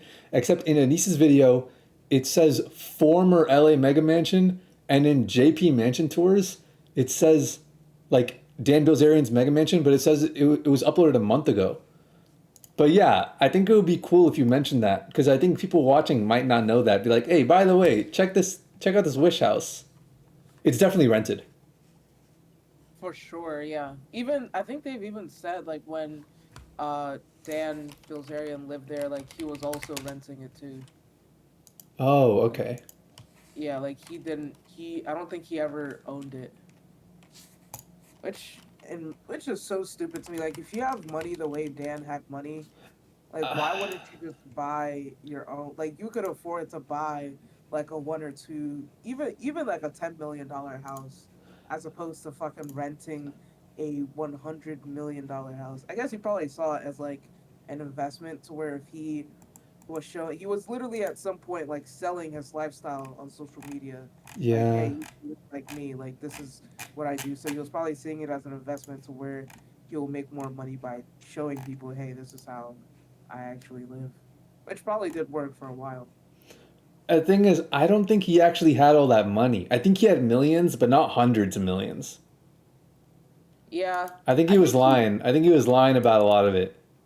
I think he had at the very least tens of millions. Tens of millions, yeah, yeah, yeah. At the very But least. even then, it's actually not all that worth it. From what I hear, it's not all that worth it to even buy houses like that, even if you're that rich, because all that money can go into any kind of fund or anything like that that would make you so much more money and you could just pay rent.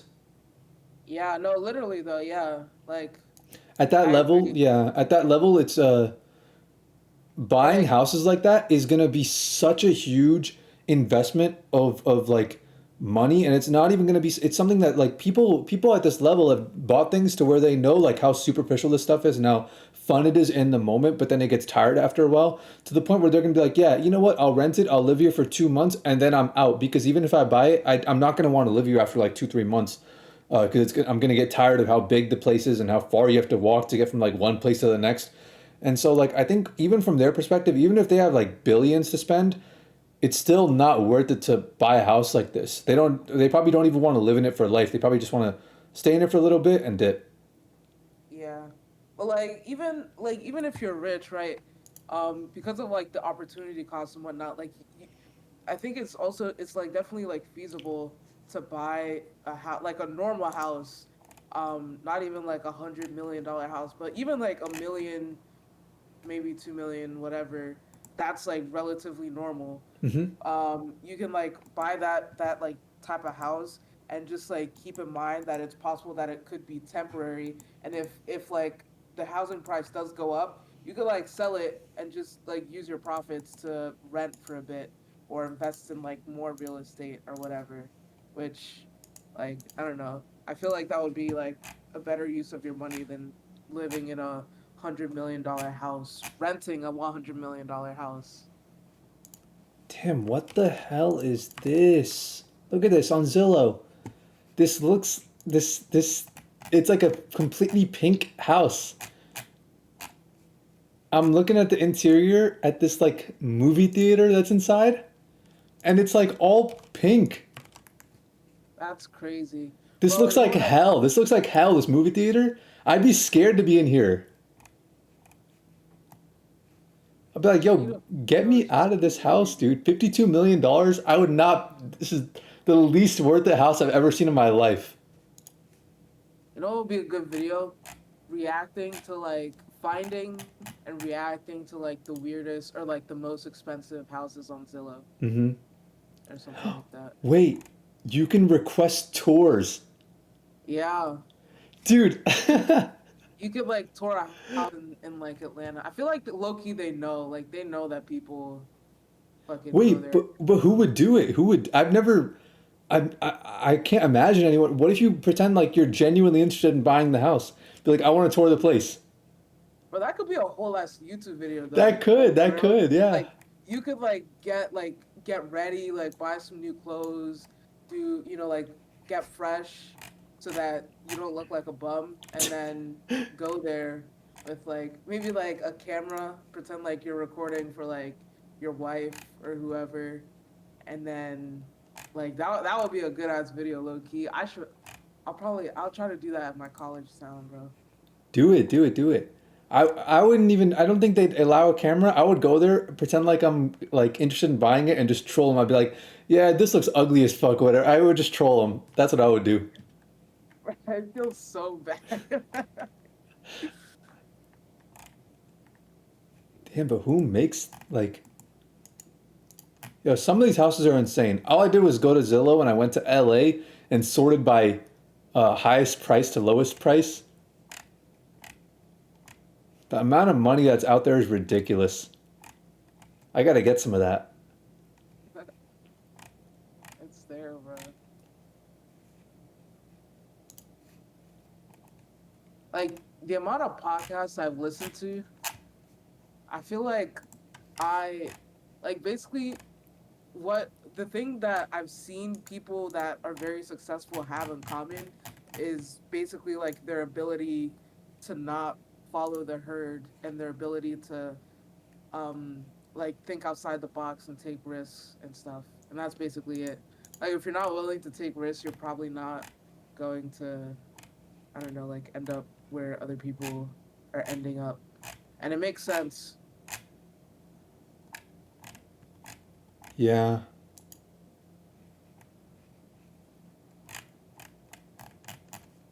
And that's the scary part too, but it's also kind of exhilarating a little bit.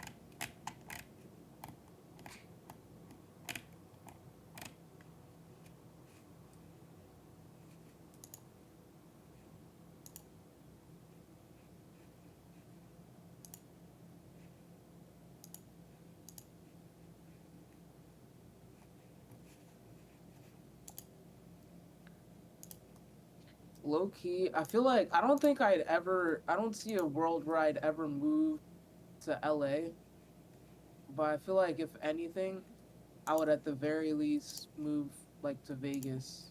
Like if I have any need or any desire to go to the West Coast, it would probably be Vegas or Really? like Nevada. I wouldn't mind moving to like the thing is like right now I see it like this is the time in my life to go adventure and have all those once in a lifetime experiences 1,000 times. And while I still can, I want to do it all. And then when I'm older and when I want to have kids and all this stuff and settle down, I'm gonna come back to Atlanta and like this is home for me. I'm gonna just stay here and grow old here and die here. But for the time being, I want to do all of it. I want to experience everything. I would not mind at all. I've been to LA a couple times now. I would not mind living in LA for a couple months in a content house. I think that would be super fun.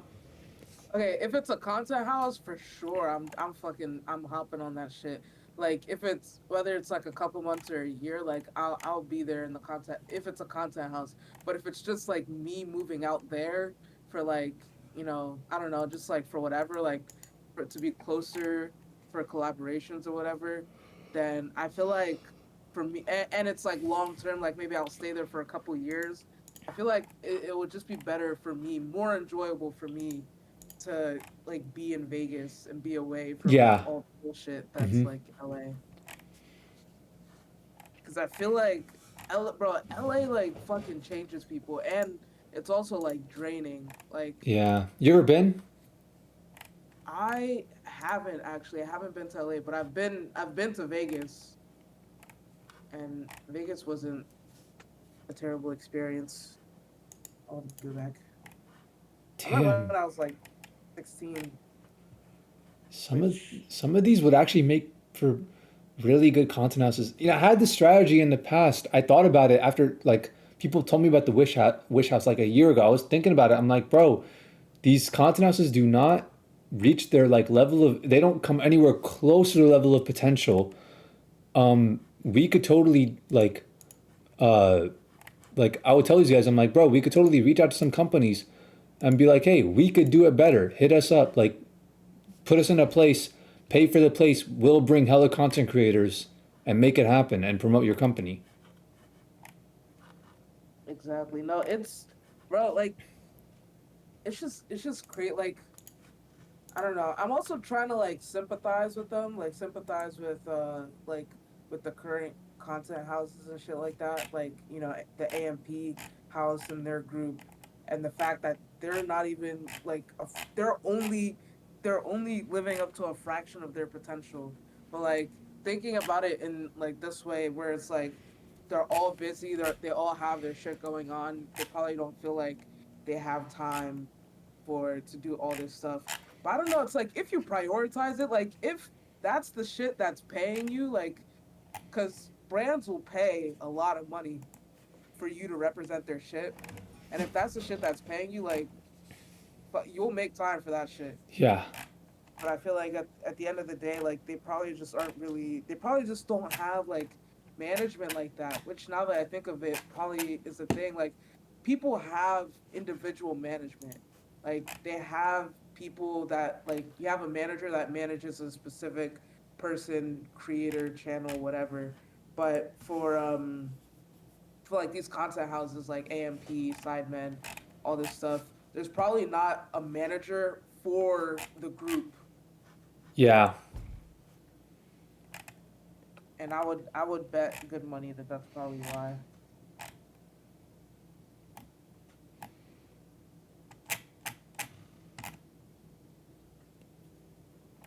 Damn, some of these houses would be great. But I can't see this is why I don't watch these architectural digest videos because it just like I get lost in them and I'm like, damn, imagine, the life. And then I'm like, I Yeah, gotta no, for snap real. myself back to reality and be like, hey, if I want that life, I can't be spending all my time looking at stuff. I gotta make shit happen. Literally, bro, like that happened to me. I think it was like last week or something like that, or like maybe a couple weeks ago, where I was like looking at houses, and I was like, damn, this would be like I was looking at houses like in my hometown, and like on the East Coast, and I was like, damn, this would be a fucking great house for like a bunch of content creators should just like stay here and make content. And I was like, but like like no matter what I say, what I think, like me thinking about it is not going to make it happen. Like I have to fucking exit out of Zillow and actually do shit to make it a reality. To try and make it a reality. But like the beginning stages of this shit of like trying to be somebody on YouTube is kind of Brutal. exciting. It's brutal. It's a little exciting because it's like I don't know, like the optimism, I guess, but it's also like nerve wracking because it's like, what if none of the shit works out? It's like everything wrapped up in one. Yeah. I don't know. I don't think about like what if it doesn't work out for some reason. I'm super optimistic about it. Yeah, I try not like I don't see a world where like the where I don't see a world anymore where I'm working a regular 9 to 5 job.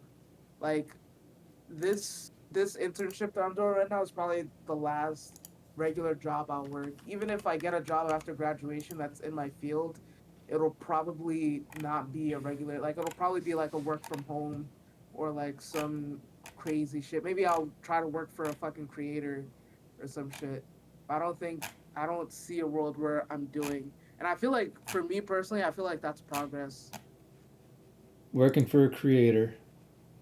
Yeah, like working for like Mr. Beast or some shit or fucking Iraq. Mr. Beast has like job application. Like you can apply to like you can like write your own application and like let's say if there's no application for like a lighting guy on his website and you're a lighting guy, you can write that in. And I was for the longest time I was gonna write in like a computer science thing, like software engineer, but I think they just made like a new listing for that shit, and it's remote, so Yeah, you ain't gonna get no value with the remote. yeah, bro.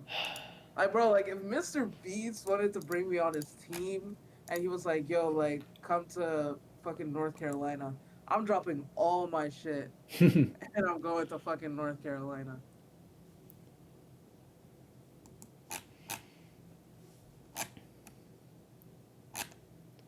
I can edit. I can edit really well and really fast. Not really well, but I can get it really fast. I think I think if damn, I'm looking at houses in Atlanta for like content shit. But I think if I could just get in contact with some of these content creators and be like, "Yo, let me work for you. Let me come through. Let me crash at your place, edit videos for you. I'll increase your social media presence. Let's do it for 2 weeks. I'll work completely for free for 2 weeks. And if you don't like it, I'll just leave. And if you like it, let's keep working together." I think if I do that, I think it could work out. I think it'll work out for sure. You just gotta like cold like email slash DM a bunch of people. In fact, I don't know if I'd even email. Actually, maybe email because they probably get a bunch of DMs. Like cold email them and just do like a bunch of people. Especially like you especially gotta do people that are like still on the come up that haven't really um like they haven't really met too many people yet. Speaking of on the come up, I there's this guy that I've seen that I'm trying to get in contact with him, but he has like I think like 8,000 followers on Twitch, and he gets like I don't know like 40 maybe less than 40 concurrent viewers on on Twitch, and he's very like he's kind of on the come up, but like he just the way he packages himself, he streams, he's consistent with streaming and stuff, but he just doesn't really package himself well. And I feel like if he packaged himself better, like he would be way bigger than he is.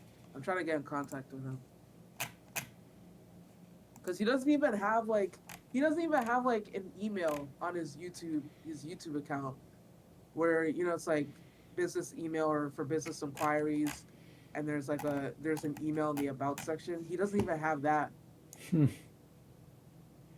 so I had to like DM him.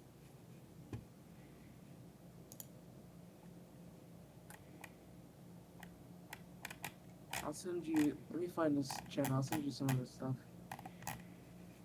And he doesn't really clip stuff either. He doesn't like post too much on YouTube or TikTok. He literally just streams. Like that's it.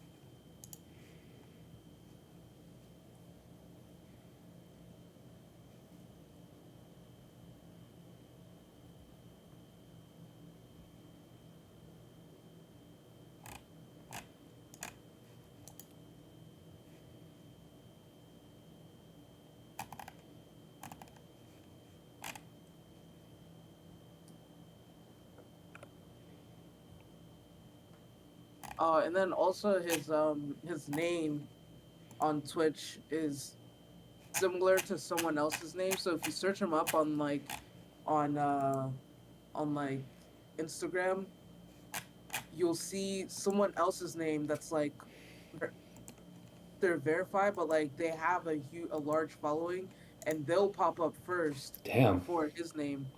And he's still got 8,000 followers on Twitch. Yeah, he has 7.3, but yeah, he's Hit him up. Hit him up. yeah. I sent him a DM. I sent him a DM earlier, like soon after me and you got on the call, because I've been thinking about it.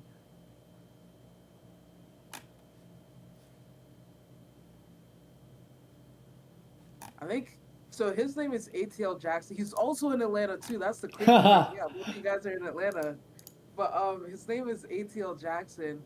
The other guy I think is like ATL Jacob or something like that. ATO So Jacob is a producer. yeah, like so when you start typing ATLJA, Oh, yeah, I was just thinking ATL that. Yeah. Jacob, yeah, Oh, the like other guy. they pop Yeah, up yeah. first. Yeah, yeah. So You know I about don't ATO know. Jacob? I'm sure you've heard some of his songs. I probably have. Which songs has He he been? produces a lot for Future and Thug. I mean, not anymore, but you know, damn, I don't even know.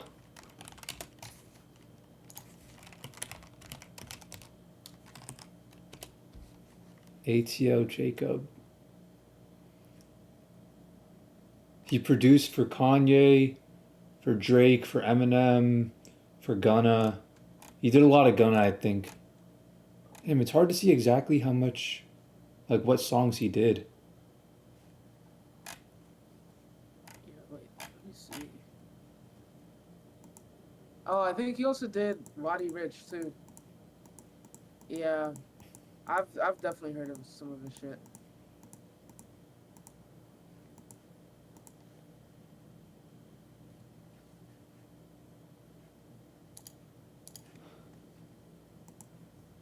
But yeah, ATL Jackson. This guy's, yep. Oh, it says I can't watch it unless I'm subbed. Let me try these other clips. Ah,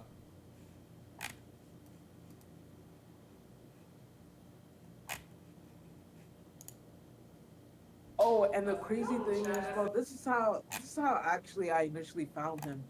Is he was on a Discord call with Aiden Ross, and Aiden Ross literally flew him out to LA. Like he paid for an Uber, paid for a flight, paid for an Uber from like the LA airport to his house. And like this guy stayed there, paid for an Airbnb for like paid for the whole trip basically. And it was this whole thing. He came on stream. Um, he like and this is what I'm telling you, like he just didn't really capitalize on everything. But he came on stream. Everyone obviously knows a little bit of who he is at this point, like at least on stream. And at the time of him streaming, his name was um Array something. It was like what was it?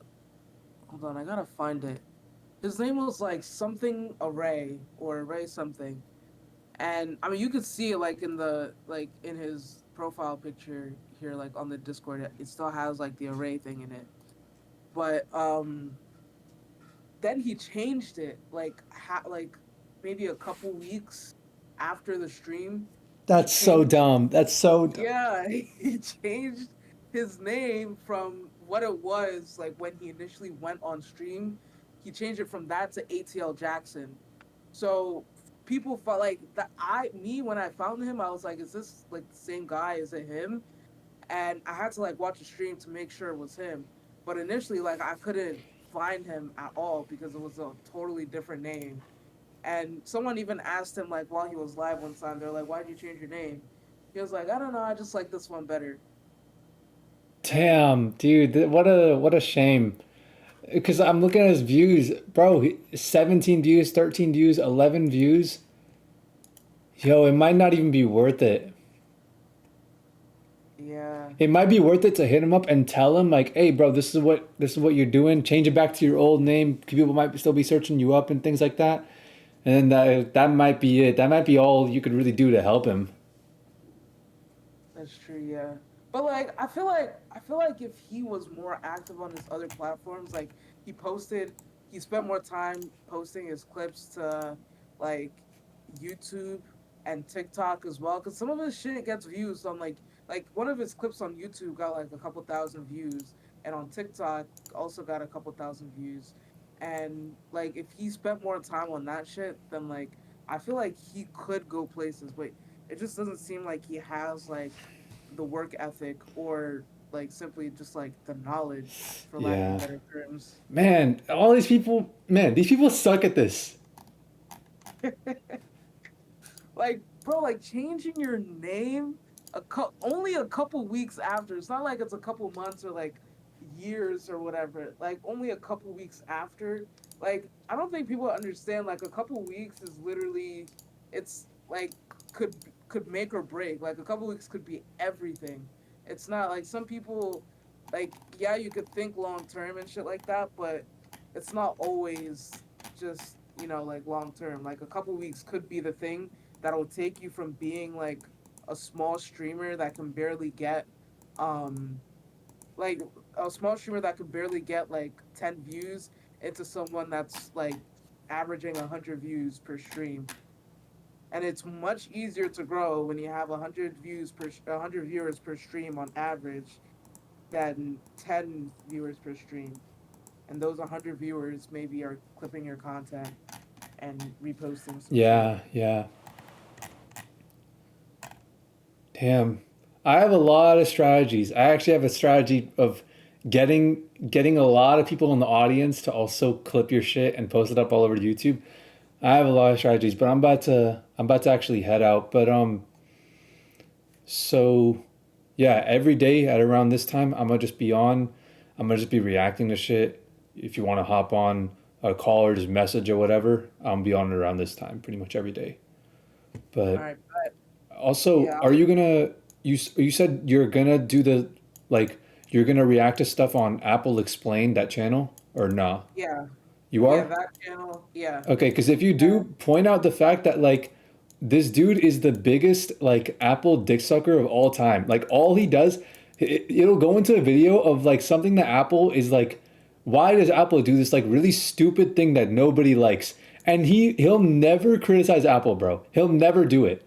Like go to the worst possible thing that he talks about on Apple, he'll never criticize it. I swear to God, it's a conspiracy. He's hired by Apple to make these videos.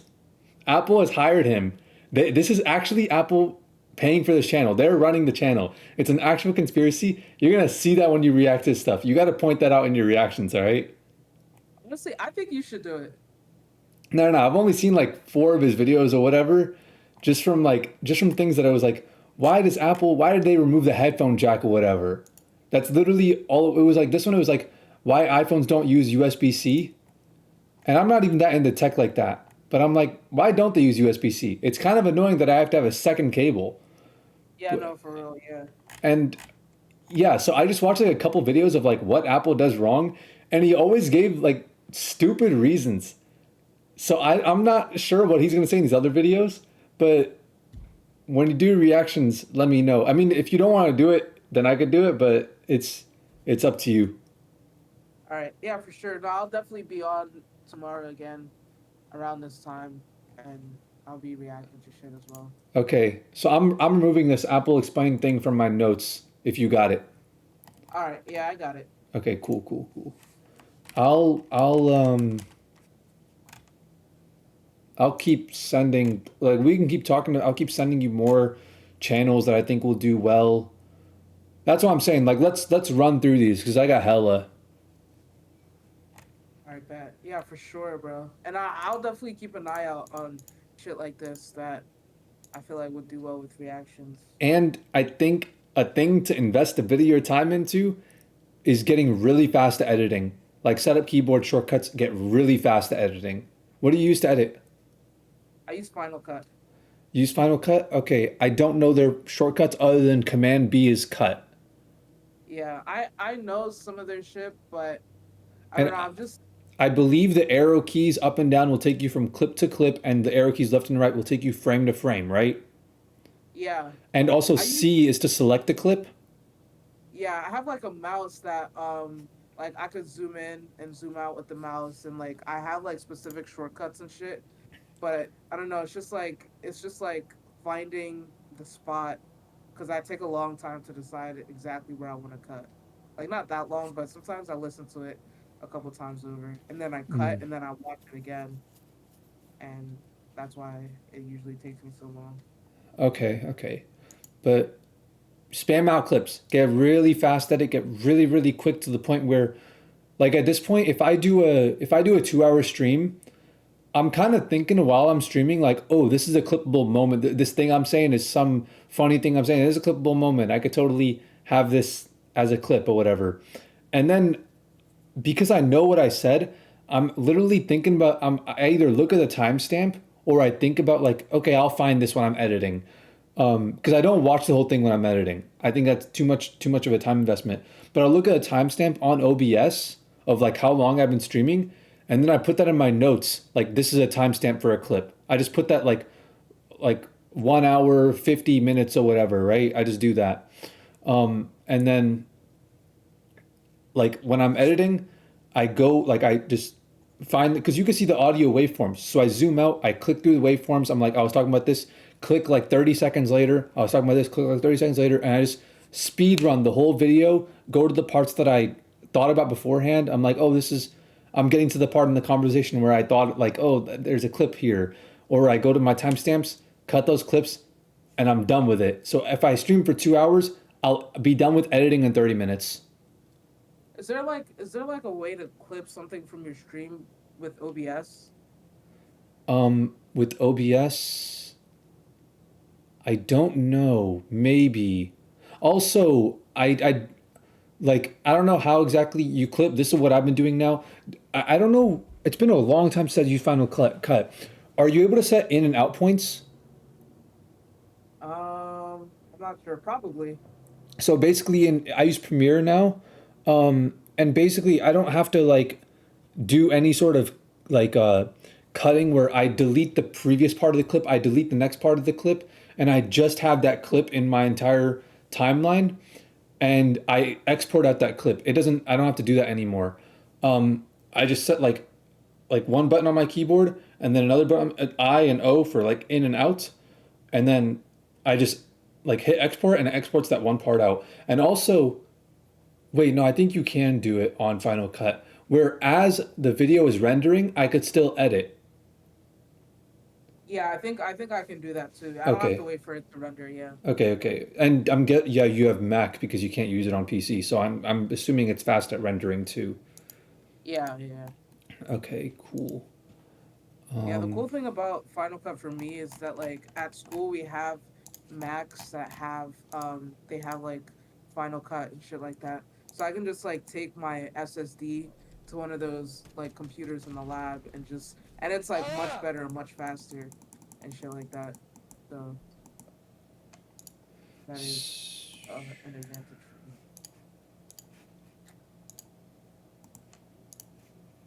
But, yeah, man. So I'm about to before I head out, I'm gonna just load up a few of these channels. Um and then just run them by you, I guess. All right.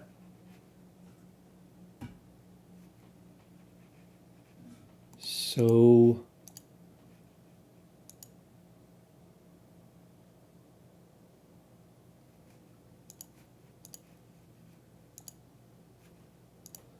oh, I think this dude has interesting videos. If you want to take some of those. I'm checking out.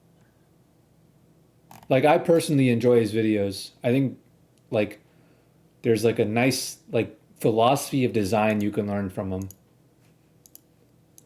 I guess check it out. If you like it, then let me know if you want to take it or not, you know? Yeah. No, it seems cool.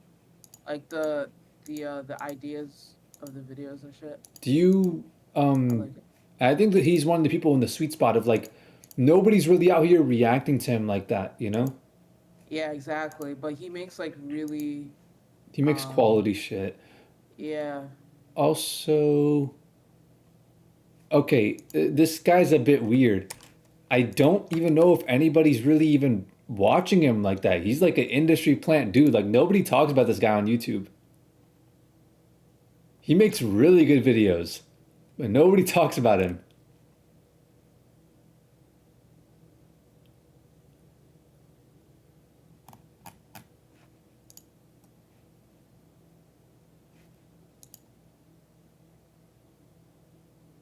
Yeah, this would be a good video to react to for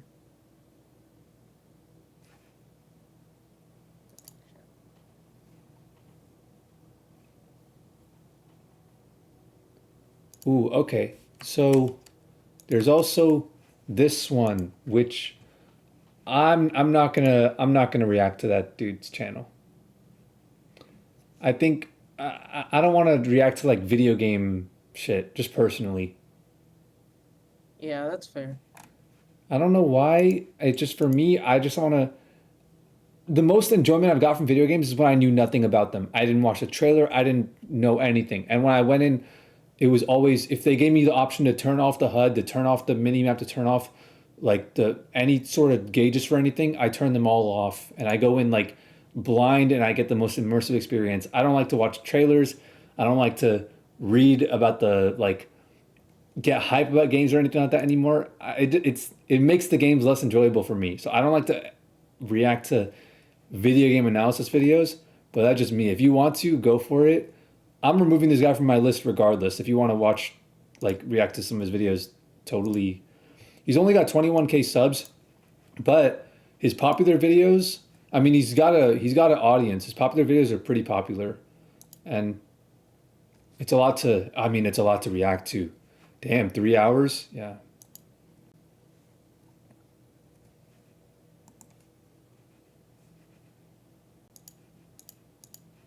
Let's see.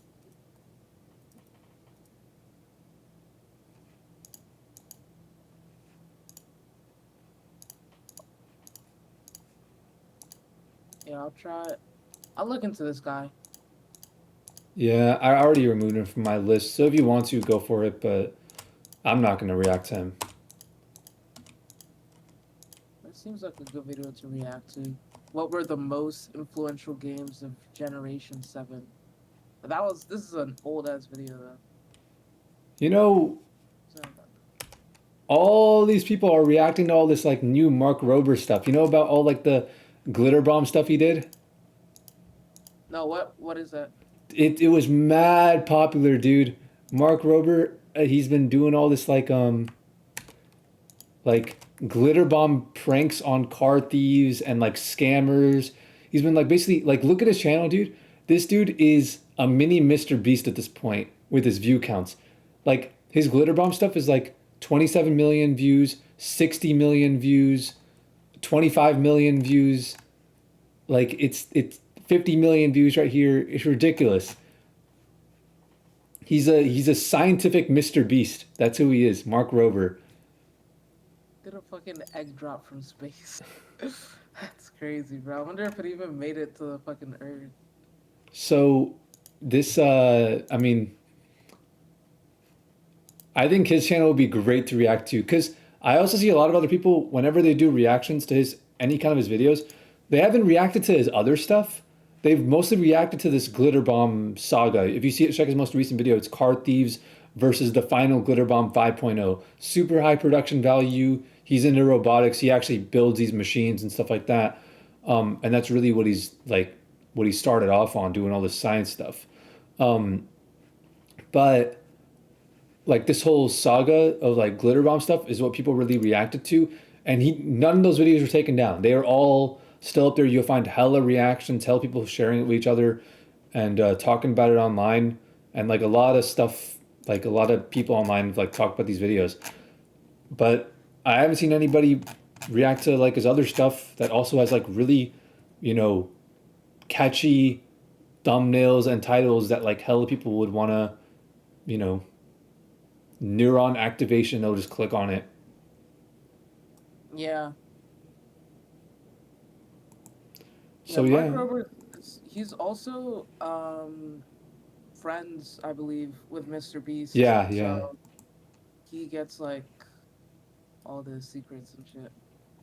So yeah, you want to take Mark Rober, or is that something you'd be interested in reacting to? Yeah, I could do it because I mean, I haven't heard much of anything from like this glitter bomb stuff. So Yeah, I mean, I guess try it out if you want. If you're actually interested in the sort of thing, try it out. Maybe react to a couple and just see how it is. And then if you don't like it, you don't gotta keep doing it. But I'm not about to react to Mark Rober stuff. I think I think he's on the edge for me of like, okay, this is just a tad bit too big to where like I don't know. I feel like his fans wouldn't.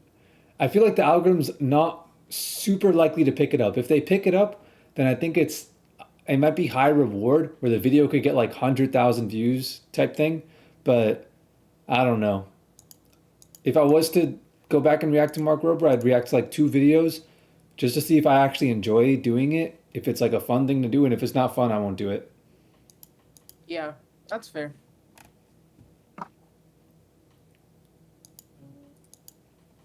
Okay, I What have. else are you into? What else do you like to watch, on YouTube? Like go to your subscriptions on YouTube. Like what do you just like to watch? Let me check. I just, bro, I watch like a lot of like besides tech, because that's mainly, and then I watch like these streamers like Kai Cenat and them. I watch like a lot of storytelling like vlogs. Like who? Like who? So this guy named Kelly Wakasa, I don't know if you know who he is. No. There's also there was he was friends with this. Well, they had this content house in New York. It was called Your Mom's House, and it had Oh, I like heard about that. yeah, it had four creators. It had Your Mom Ashley, Kelly Wakasa, Elliot Choi, and Anne Marie. And the house ended up falling apart basically before they could even like do anything Damn. as like officially as a house. Um, because initially they weren't really gonna go into business together, and then they decided to go into business together. Then shortly after that, it like fell apart. I don't think because I think it was just because of like personal drama and shit like that. But I watched their content. I think I really like storytelling shit basically, like people telling a story of their lives, making it interesting. Like Ryan Trahan, Yeah, he's yeah.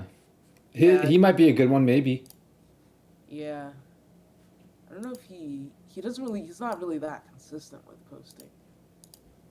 Yeah. I wouldn't worry so much about that sort of thing.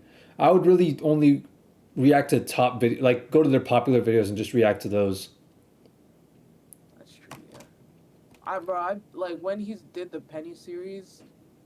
And he was Yeah. posting once a day. Like even that for me, like I couldn't even get enough of that, and I started Same, same, binging the rest of his videos. same. I was watching those too. So I don't know if there's like much else that he has that I haven't really seen. Yeah. There's another Apple Circle channel. There's another Apple channel, Oh, that but I'm not reacting to that. You can have it if you want it. yeah, definitely see some juicy stuff here. definitely look into it. And the thing, like, okay, we can totally react to the same things. We can react to whatever the hell we want. But if it's like things that we're still like kind of on the fence about that we don't know if we're gonna actually enjoy reacting to, I feel like it's just better to be efficient about it, you know? Yeah, no, I get what you're saying. But, you know, if there's a channel that I like that I'm reacting to, bro, feel free to take it, you know? Yeah. There's also oh, sometimes I watch cooking shit sometimes, which is I think actually that's a good idea. Oh, wait, that's actually a really good idea. That's a really good idea because the thumbnails, oh yeah, for sure, bro. people Yeah. like this is the reason why mukbangs work. This is why they work. It's the most carnal desire of human beings to eat, and they want to see other people eat as well. It makes them feel good. Seeing someone on a thumbnail looking hungry next to some like really good looking food, that's got to be a winning formula right there. Potentially, maybe. I don't know. I've never done it, you know. I'll add like food channels to my list. The thing is, actually, it's I have this like a pretty simple like method of doing this. I think it's a really nice like efficient way of doing it. Basically, on my like clips channel, because I have the channel for all the clips, same way that you have your second channel. My main channel is where I watch all the stuff that I want to watch on YouTube, like for myself or whatever. But the clips channel is where I'm gonna subscribe to all the people that I'm reacting to. So I have the list of their creators right there. So that's where I can go to be like, oh, here's all the channels I can react to, and it shows up in my sub box, completely separate from my normal sub box. My normal sub box will have whoever, but when I go onto like my browser on while I'm on like when I'm streaming or whatever, I log into my clips channel, which doesn't have any of my search results or recommended or anything like that. So it's totally separate and it's like a private thing, basically, like my stuff. And I go to my subscriptions, like I go to my subscriptions page, my sub box on YouTube, and boom, there's everyone that I'm sub to. Like there's all their newest videos, so I can always keep up with it, you know? Yeah, I feel like that's the most efficient way to do it. I mean, if you have a second channel, I don't know if you actually use your second channel to watch stuff, but that's how I'm doing it. yeah. I usually don't. I usually just have like my own channel that I watch my own shit through. But when I do watch shit for like on my second channel or even like the main channel, I it's mainly like has to do with the channel. Wait, so what kind of content do you post or do you want to post on the main channel on your main channel? Oh man, on the main channel, uh, okay. On the main channel, I have a lot of really highly ambitious ish videos. Like I want to do shit in the studio, making music with people. Um, I want to like travel to a bunch of places. It's gonna be really generic stuff. It's not gonna be stuff that I could sell. Like I like a lot of with these other things. I have like ideas of like, oh, I can tell you why, you know, doing icebergs is a good idea and why it's worth the effort or whatever, and I can like logically explain it, and it makes sense. But if I tell you like why I would do the things that I want to do on my main channel on YouTube as like a passion thing, it would come across as like the same way you would just talk to someone on Discord and be like, "What do you want to do?" And they'd be like, "I want to make vlog videos." I'd be like, "What are you going to do that's different?" Shit, nothing. Like it's the same sort of thing. Like it's my main channel. I don't have a thought in my mind about it on like how can I make it successful or how can I get viewers on it. It's just like down the funnel. Like if people subscribe to me and they like my character and they come across my main channel and they want to just see more, then they could just see more, you know? That's basically what it is. And it's all passion stuff. I think it'll be more higher production value. The other channels, I'm looking at it a bit more commercially. I'm looking at it a bit more like